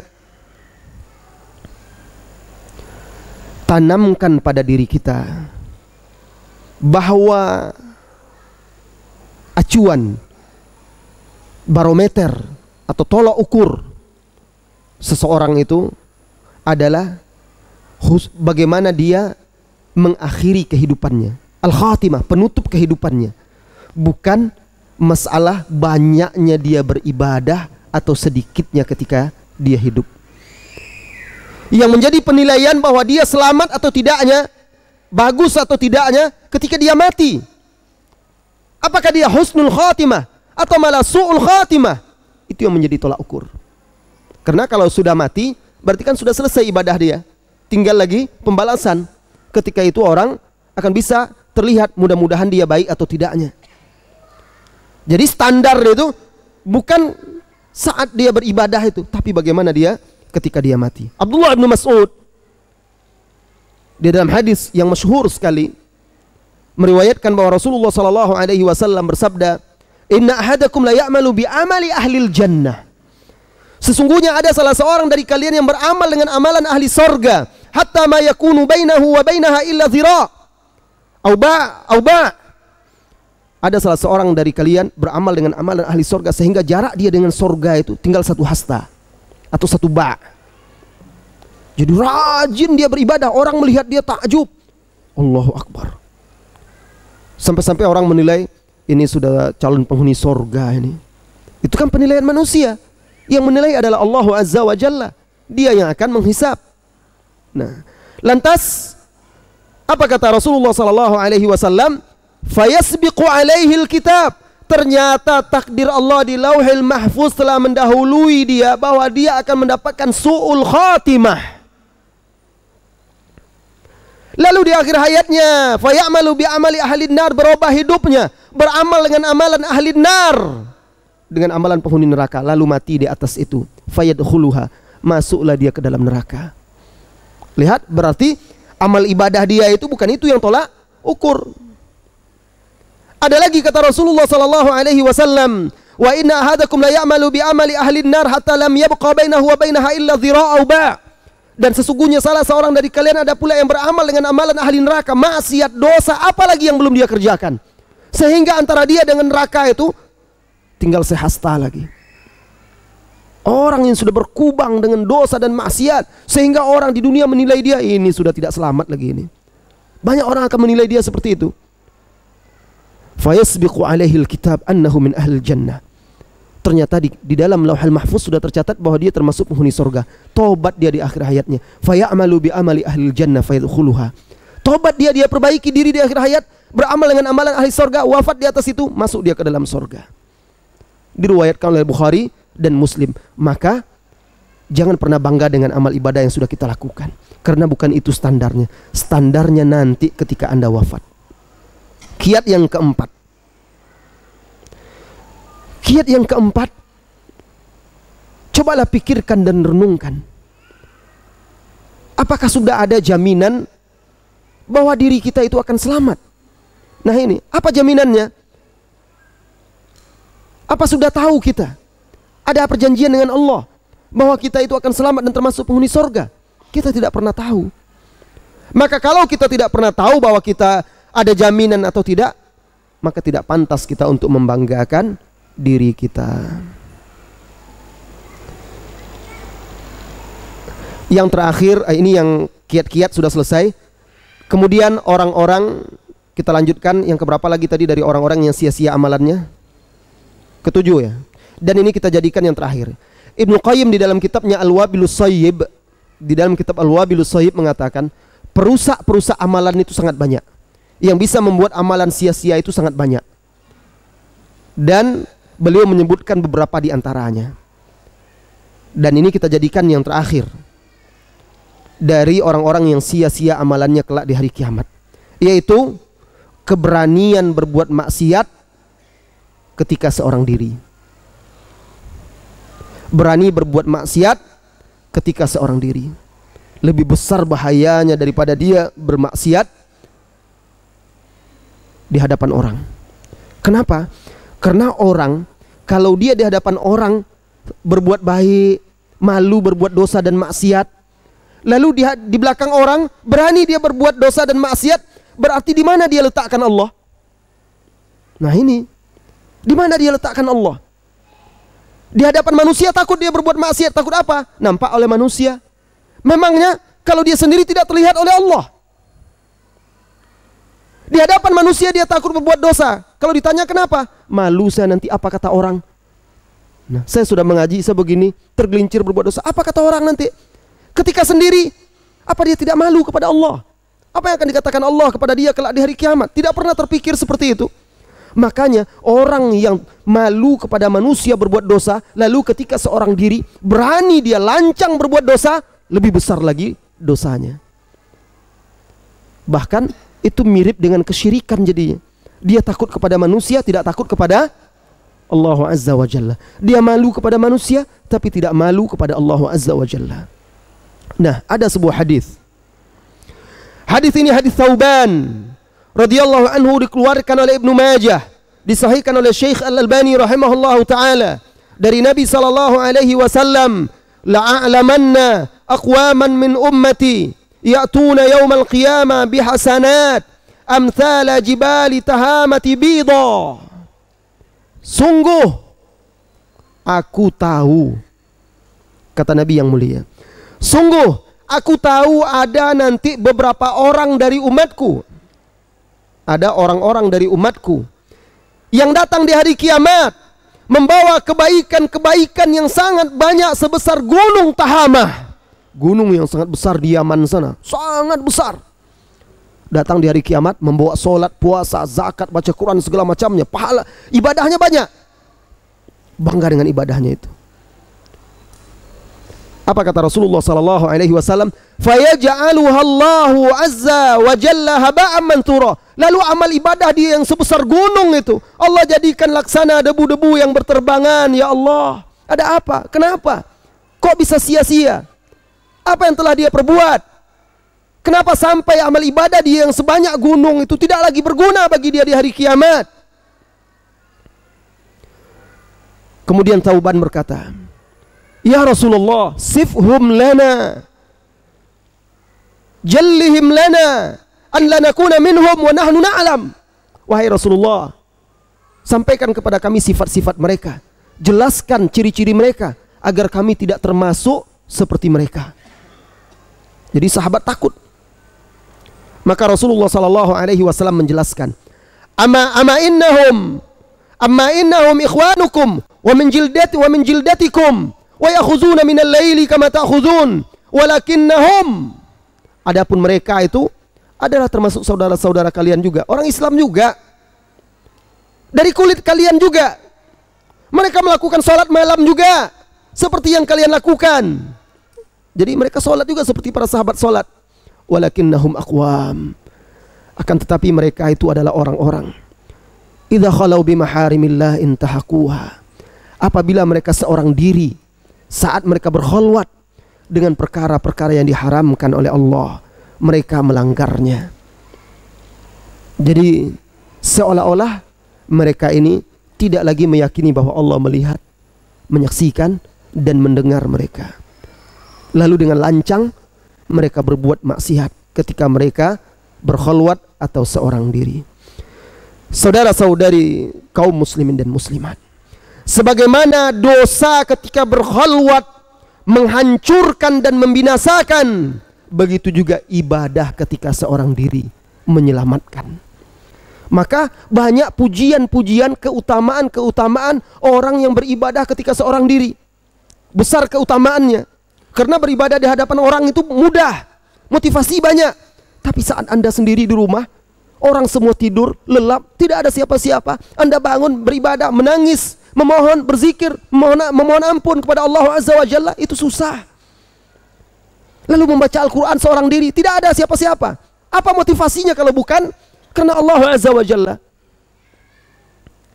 Makanya pahalanya besar, mendapat naungan kelak di hari kiamat, ketika tidak ada naungan kecuali naungan Allah Azza wa Jalla.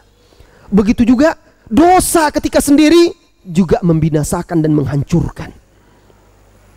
Kaum muslimin dan muslimat yang semoga senantiasa dirahmati dan diridhoi oleh Allah Azza wa Jalla. Sahnun, salah seorang imam dalam madhab Maliki, ulama kaum muslimin, berkata, Iyyaka an takuna aduwan li iblisi fil alaniya sadiqan lahu fis sir. Janganlah kamu menjadi musuh bagi iblis di hadapan manusia, lalu menjadi sahabat iblis ketika engkau seorang diri. La ilaha illallah. Ini nasihat yang dalam sekali. Jangan kamu menjadi musuh iblis di hadapan manusia, lalu ketika seorang diri menjadi sahabat bagi iblis. Kata-kata yang patut dicatat dengan tinta emas. Kalau kita ke seorang diri, teringat kita untuk tergerak hati kita, dibisikkan oleh syaitan untuk berbuat maksiat, ingat, kalau kita lakukan kita menjadi sahabat iblis. Sementara Allah memerintahkan kita untuk menjadikan iblis dan bala tentaranya sebagai musuh. Fattakhidhuhu aduwa. Jadi jadikanlah iblis itu sebagai musuh. Ulama yang lain yaitu Wuhaib Ibnul Ward berkata, ittaqillah an yakuna Allaha ahwanan nadhirina ilaika. Takutlah engkau kepada Allah. Jangan sampai engkau jadikan Allah itu orang yang paling hina yang melihat kepadamu. Karena perbuatan maksiat kita. Kita tidak pantas berbuat maksiat di hadapan manusia. Lantas kenapa kita lakukan seolah-olah kita mengatakan pantas berbuat maksiat di hadapan Allah? Itu merendahkan dan melecehkan. Oleh karena itu dosa yang seperti itu menghancurkan dan membinasakan. Kaum muslimin dan muslimat yang semoga senantiasa dirahmati dan diberkahi oleh Allah Azza wa Jalla, masih banyak sebenarnya lagi perbuatan-perbuatan yang membuat ibadah sia-sia. Saya sebutkan saja secara ringkas satu persatu. Di antaranya seperti ghibah, ya, menzalimi manusia, menzalimi hartanya, nyawanya, kemudian juga secara fisik kehormatannya, kemudian menggunjing, menggibah, semuanya itu juga menyebabkan amal ibadah seseorang di hari kiamat akan menjadi sia-sia. Mudah-mudahan saya kemarin berusaha mencari tulisan khusus dalam masalah ini, menghimpun, saya belum dapatkan, dan akhirnya saya kumpulkan beberapa hadis, kemudian saya minta bantuan juga kepada Syekh Abdul Hasan carikan hadis-hadis seputar itu, dan beliau bantu juga, alhamdulillah terkumpul beberapa hadis-hadis, tapi tidak semuanya bisa saya bacakan karena keterbatasan waktu kita.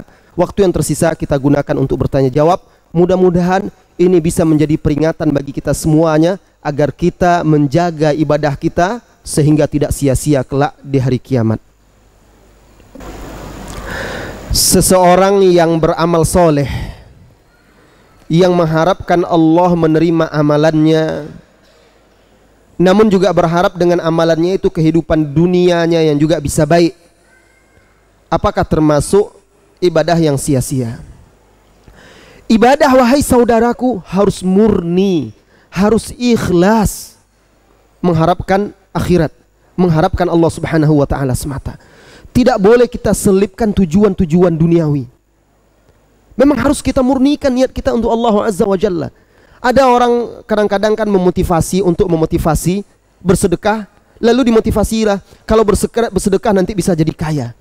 Sebenarnya efek lainnya akhirnya orang bersedekah dengan niat supaya dapat kaya. Seharusnya yang dikedepankan itu adalah dibiasakan seseorang itu untuk berinfak, bersedekah, beribadah, mengharapkan balasan berlipat ganda dari Allah di akhirat. Adapun di dunia ini fana. Jika Allah berikan kebaikan di dunia, alhamdulillah. Jika tidak, di akhiratlah kita harapkan kebaikan itu. Jadi jangan selipkan di hatimu ketika hendak beribadah. Ada orang pergi haji, tujuannya apa? Kalau pergi haji itu lancar rezeki. Nah, itu juga tidak boleh. Walaupun ada misalnya sebagian hadis-hadis dalil-dalil menunjukkan Allah mudahkan rezeki, tapi bukan itu tujuan. Itu salah satu hikmahnya, tapi tujuan kita tidak boleh itu. Orang yang bersedekah Allah gantikan. Anfik ya Bilal. Kata Rasulullah kepada Bilal, wahai Bilal, bersedekah, berinfaklah. Wala takhaf al-faqr. Wala takhaf al-ikhlal min zil arsh. Jangan takut kekurangan dari pemberian Allah yang memiliki arsh. Maksudnya bukan tujuannya itu, tetapi kita harus tetap tujuan kita adalah Allah. Namun kalau kita ikhlas, Allah akan gantikan. Nah, di dalam hadis yang sahih, hadis tentang niat, hadis pertama dalam Sahih Bukhari itu, hadis yang sahih, innamal a'malu binniyat wa innamal likulli imri'in ma nawa. Sesungguhnya amalan itu tergantung niatnya, dan seseorang itu hanya mendapatkan apa yang dia niatkan. Lalu Rasulullah berikan dua contoh.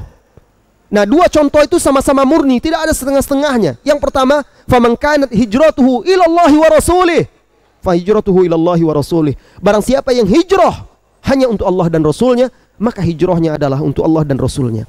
Wa man kanat hijratuhu lidunya yusibuha aw imra'atin yankihuha.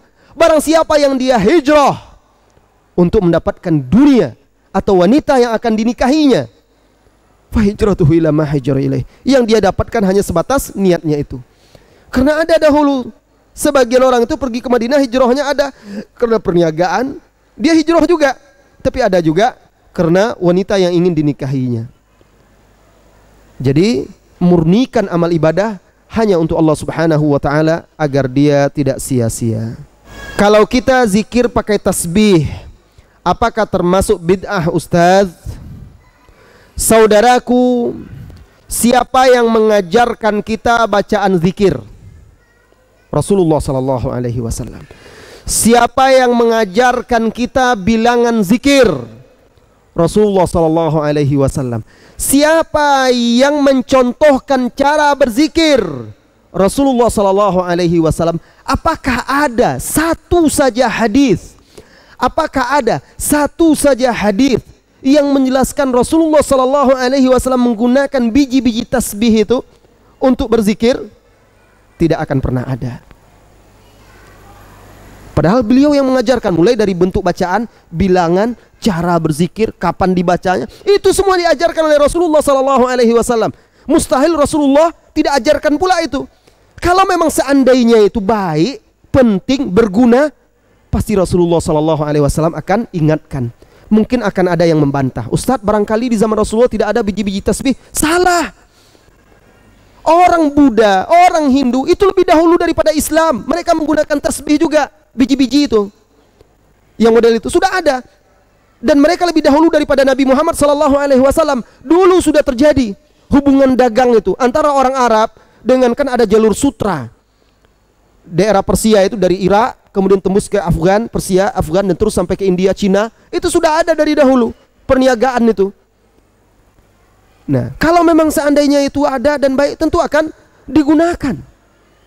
Ketika tidak ada, maka itu menunjukkan bahwa itu tidak berguna dan tidak bermanfaat.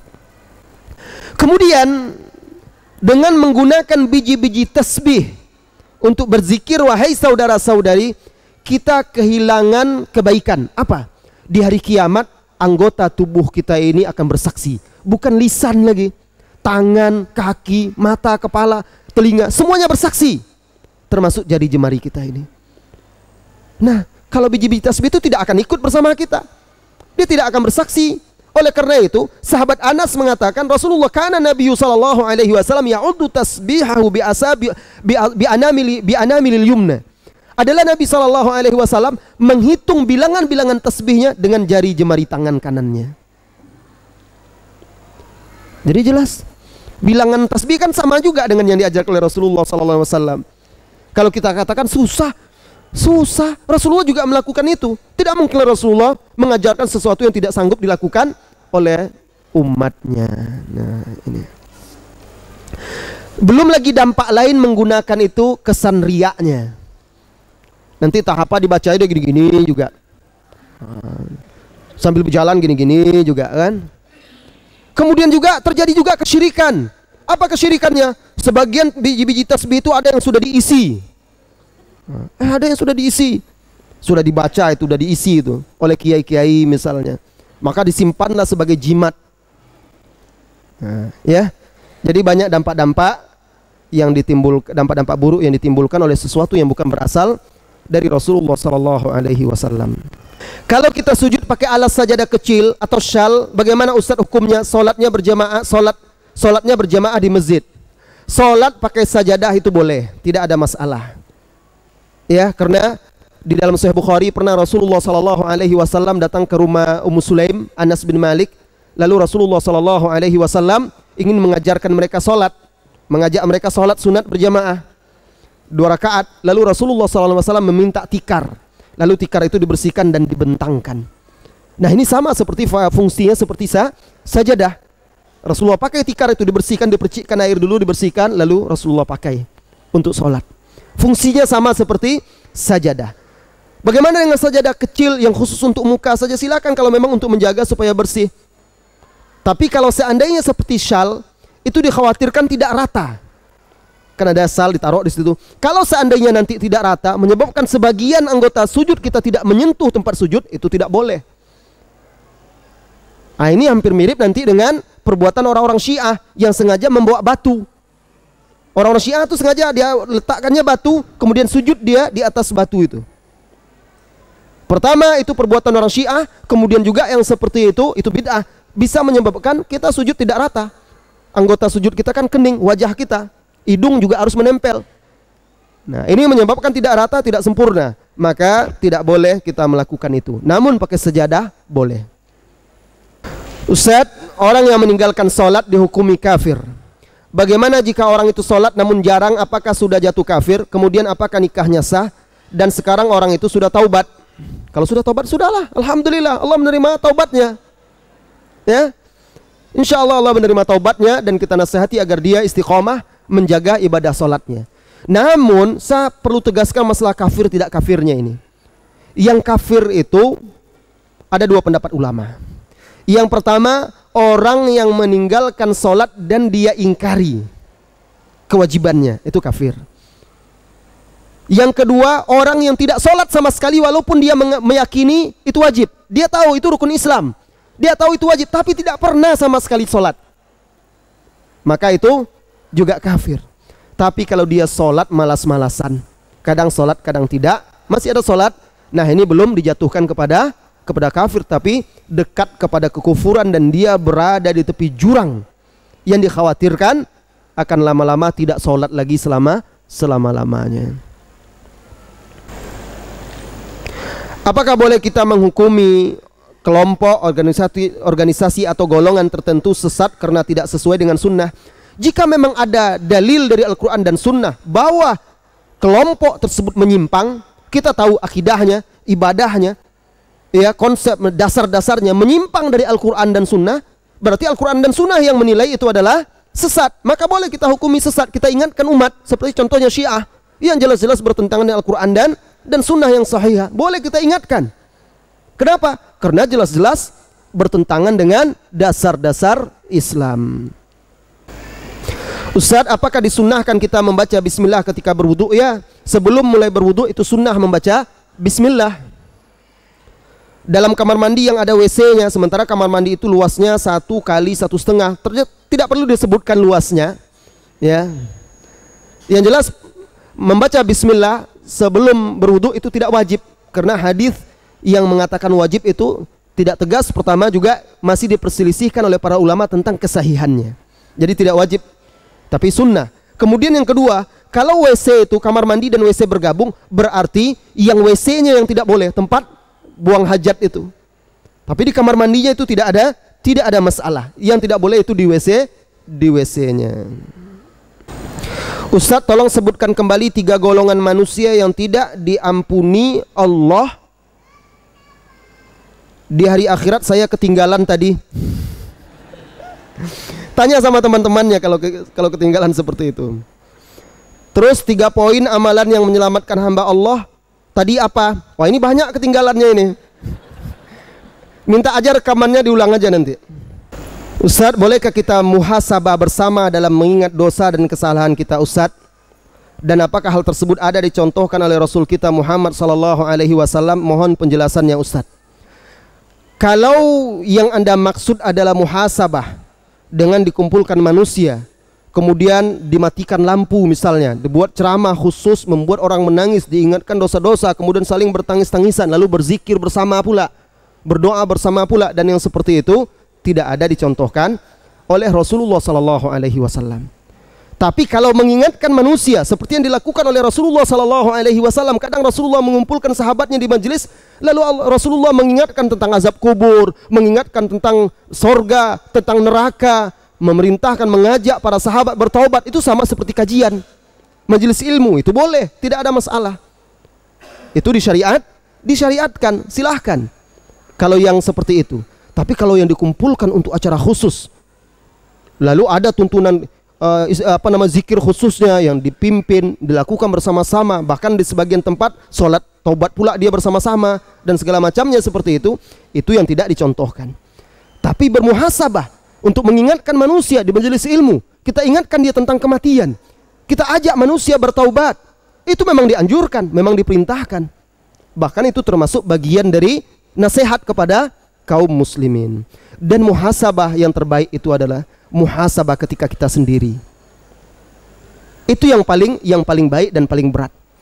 Muhasabah ketika sendiri. Kalau di majelis ini gampang saja, cerita sedikit tentang hari kiamat, azab kubur, kadang menetes air mata kita, terpengaruh oleh intonasi suara guru kita, ya kan, oleh cerita-cerita yang disampaikan. Tapi setelah itu kan kita lupa lagi.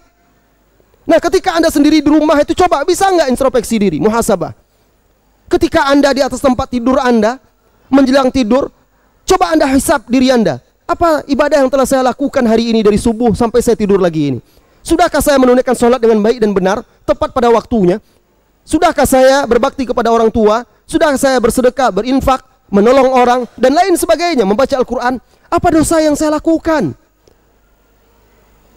Ingat, jadi sebelum tidur itu, ini dijelaskan dan disarankan oleh Ibnu Qayyim Al-Jauziyah ketika kita seorang diri, sehingga kita tidur diharapkan hati kita bersih, kita sudah bertaubat kepada Allah Azza wa Jalla.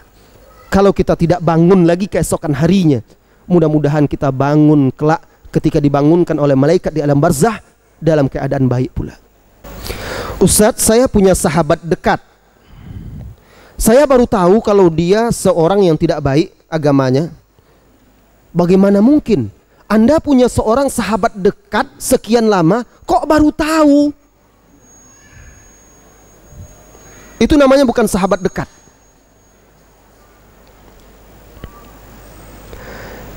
Seperti seorang munafik, benci terhadap orang Islam, katanya akidah tidak penting, yang penting cinta kasih. Katanya dia tidak mau masuk masjid, Al-Quran sudah tidak asli lagi. Membanggakan diri karena suka menolong orang. Sekarang saya menjauh dari diri dia dan membencinya karena semakin hari dia semakin merendahkan Islam. Mohon nasihatnya Ustadz. Jika Anda bisa memberi dia nasihat, mengingatkan dia, mengajak dia untuk belajar, alhamdulillah. Jika tidak, maka Anda boleh menjauhi dan meninggalkan dia karena dia tidak memuliakan Allah dan Rasulnya. Di dalam surat Al-Hujurat, Allah Subhanahu wa taala berfirman, "Ya ayyuhalladzina amanu la tarfa'u aswatakum fawqa sautin nabi." Wahai orang-orang yang beriman, janganlah kalian meninggikan suara kalian di atas suara Nabi. Kemudian Allah sebutkan barang siapa yang meninggikan suaranya di atas suara Nabi, akan lenyaplah amal ibadahnya. Meninggikan suara saja dari suara Nabi bisa menyebabkan lenyap amal seseorang. Bagaimana dengan orang yang lancang terhadap Nabi Muhammad SAW, lalu mengatakan Al-Quran tidak asli, lalu mengatakan akidah tidak penting, sementara Rasulullah diazab, disiksa, dihinakan, dilecehkan untuk menegakkan akidah. Jika Anda sanggup menasihati temanmu itu, nasihati, ingatkan dia, beri dia buku, beri dia kaset-kaset ceramah. Kalau ternyata nampaknya tidak ada perubahan, maka coba menjauhi dia. Tujuan menjauhi dia itu apa? Memberi pelajaran kepada dia. Dia barangkali akan bertanya, kenapa kamu sekarang seperti tidak simpati lagi dengan saya? Seperti kamu berusaha menjauhi saya. Jelaskan kepada dia, saya bukan menjauhi Anda, tapi saya menjauhi apa yang Anda yakini, apa yang Anda katakan. Nah, saya wajib memuliakan agama ini. Allah yang telah menciptakan Anda, memberikan anugerah dan segala macam, memerintahkan kita untuk mengikuti agama ini. Begini, dan jelaskan agar dia paham dan mengerti. Kalau tidak terima juga, ya sudah, Anda harus mencari teman yang lain yang lebih soleh dan lebih baik, dan menghindari dia agar tidak terpengaruh. Ustaz, doa apa yang bisa dibaca untuk orang tua yang sudah meninggal? Bolehkah pakai bahasa Indonesia? Silakan. Allah yang menciptakan makhluk ini dengan berbagai bahasa. Allah yang menciptakan bahasa itu. Allah paham bahasa semut, bahasa burung, bahasa hewan, apalagi bahasa manusia. Maka silakan berdoa sesuai dengan bahasa yang Anda bisa. Mohon ampun ya Allah, ampuni ayah saya. Ya Allah, ampuni ibu saya. Rahmati mereka ya Allah. Lapangkan kuburan mereka. Jadikan kuburannya itu sebagai salah satu taman surga ya Allah. Jauhkan dia dari siksa alam barzah. Doa dengan apa yang Anda bisa. Kalau tidak bisa bahasa Arab, Allah maha mengetahui, Allah maha mendengar, dan insya Allah Allah maha mengabulkan permohonan hamba-hambanya. Saya baru belajar mengaji.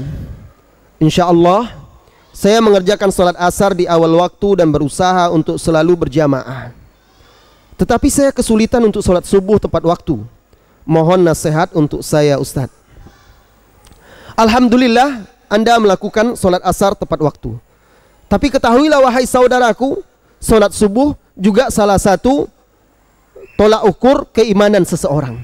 Kenapa? Karena Rasulullah SAW menjadikan bahwa sholat yang paling berat bagi orang munafik itu adalah sholat isya dan sholat subuh. Kalau mereka tahu kebaikan yang ada di sholat isya dan subuh, kata Rasulullah SAW, la atauhuma habwa, pasti mereka akan mendatangi sholat isya dan subuh. Mendatangi berarti di masjid. Pasti mereka mendatangi sholat isya dan subuh itu walaupun dengan merangkak. Bayangkan. Tapi kita tidak tahu keutamaannya.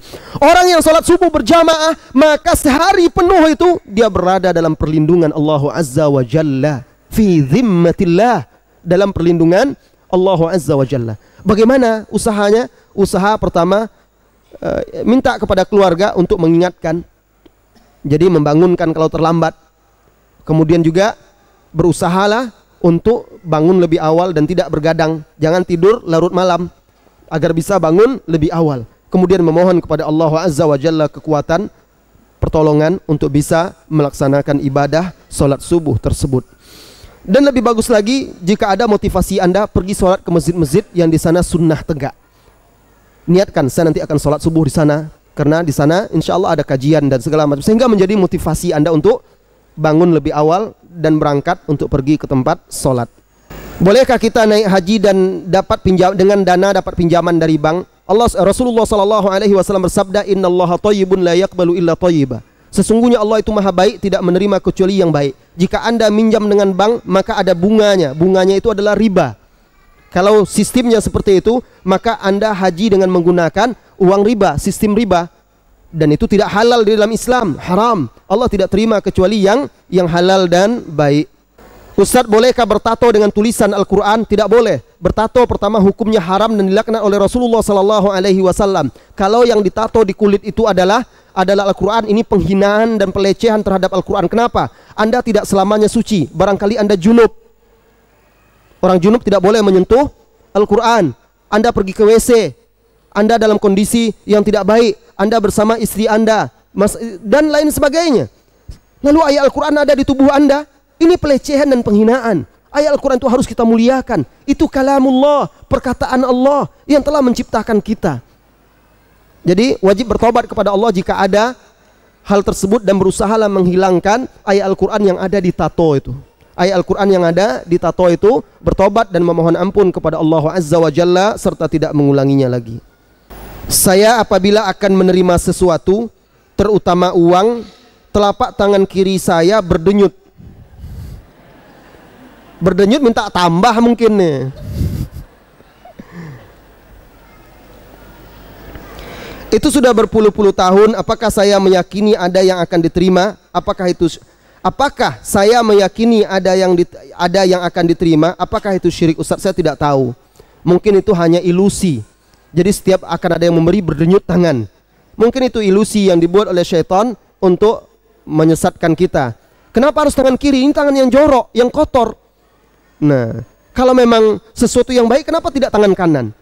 Ya, jadi seolah-olah asal berdenyut tangan kiri, ini akan ada yang memberi. Nah, seolah-olah seperti itu keyakinannya. Nah, ini tidak boleh diyakini seperti itu. Ini bisa kepada tatoyur. Ya, kalau berkedip mata, ini tanda itu. Kalau berdenyut-denyut telinga, ini tanda begini. Ini tatoyur. Salah satu keyakinan-keyakinan orang-orang di zaman jahiliyah yang mengaitkan keberuntungan dan kebaikan dengan sesuatu yang tidak pernah dikaitkan oleh Allah dan Rasulnya. Bolehkah kita apabila waktu salat wajib, fardu dan juga salat dalam sujud salat sunat kita membaca sayyidul istighfar, Allahumma anta rabbi la ilaha illa anta khalaqtani wa ana abduk, dan seterusnya. Waktu sujud baik di salat fardu maupun salat sunat, baik sujud pertama, kedua, ketiga maupun terakhir, itu tempat yang dianjurkan kita berdoa, memohon kepada Allah Azza wa Jalla. Jadi pertama baca dulu zikir sujud. Baca dulu zikir sujud. Selesai kita baca zikir sujud, baru kita berdoa. Silakan berdoa dengan apa saja. Berdoa dengan apa saja permintaan yang baik. Apabila kita telah bersedekah, berinfak, lalu timbul rasa senang dalam hati, apakah ini termasuk riya? Rasa senang ketika kita beribadah, selama itu hanya di dalam hati, itu tidak ada masalah. Karena salah satu tanda kita beriman, kita senang ketika berbuat baik, sedih, susah, resah ketika berbuat dosa. Itu tanda orang beriman. Apa kata Rasulullah sallallahu alaihi wasallam? "Idza sarratka hasanatuka wa sa'atka sayyi'atuka fa'lam annaka mu'min." Apabila perbuatan baikmu membuat engkau senang dan perbuatan jelekmu membuat engkau sedih, susah, resah, gelisah, fa'lam annaka mu'min. Ketahuilah engkau adalah mu'min. Orang kafir mau berbuat dosa, maksiat segala macam, dia cuek saja, tidak ada masalah, tidak terganggu, terusik hatinya. Mau berbuat baik juga paling hanya sekedar kegembiraan duniawi saja. Orang beriman ada sesuatu, rasa lapang, rasa tentram, rasa damai ketika dia berbuat baik. Ada rasa sempit ketika dia berbuat dosa. Itu tanda-tanda keimanan. Apa maksud dari surah Al-Baqarah ayat 54 yang mengatakan maka bertobatlah kepada Tuhan yang menjadikan kamu dan bunuhlah diri kamu? Ayat ini Pak, ayat ini Bu, menceritakan tentang orang Yahudi. Itu perintah Allah kepada Bani Israel. Nah, Anda Bani Israel bukan? Kan bukan. Anda umat Nabi Muhammad sallallahu alaihi wasallam. Jadi orang Bani Israel itu dahulu, karena mereka sering membangkang kepada Allah, akhirnya syariat mereka sangat berat. Karena sering membangkang, akhirnya syariat untuk mereka itu berat. Salah satunya kalau bertobat harus bunuh diri. Itu untuk ajaran mereka. Dan Allah sebutkan di situ sebagai pelajaran bagi kita, dan itu bukan bagian dari syariat yang diajarkan di dalam Islam. Janganlah kamu menjadi musuh iblis di hadapan manusia, tetapi menjadi sahabat iblis di kala sendiri. Sampai saat ini saya sering kalah dengan godaan iblis di kala sendiri. Apakah ada doa khusus untuk mengatasinya? Untuk mengatasinya tidak ada doa-doa, mantra-mantra khusus, wahai saudaraku. Untuk mengatasinya Anda harus mengenal Allah. Kalau Anda betul-betul mengenal Allah, Anda akan tahu kecil dan kerdilnya iblis, dan tahu bahwa diri Anda sangat membutuhkan Allah. Jadi tidak ada obatnya kecuali Anda mengenal Allah, lalu bergantung kepada Allah, berdoa, berlindung kepada Dia. Itu. Walaupun Anda hafal doa, tapi Anda tidak mengenal Allah Subhanahu wa taala, percuma. Kenali Allah. Pelajari tauhid, akidah. Kemudian juga kenali asma wa sifat, nama-nama dan sifat-sifat Allah.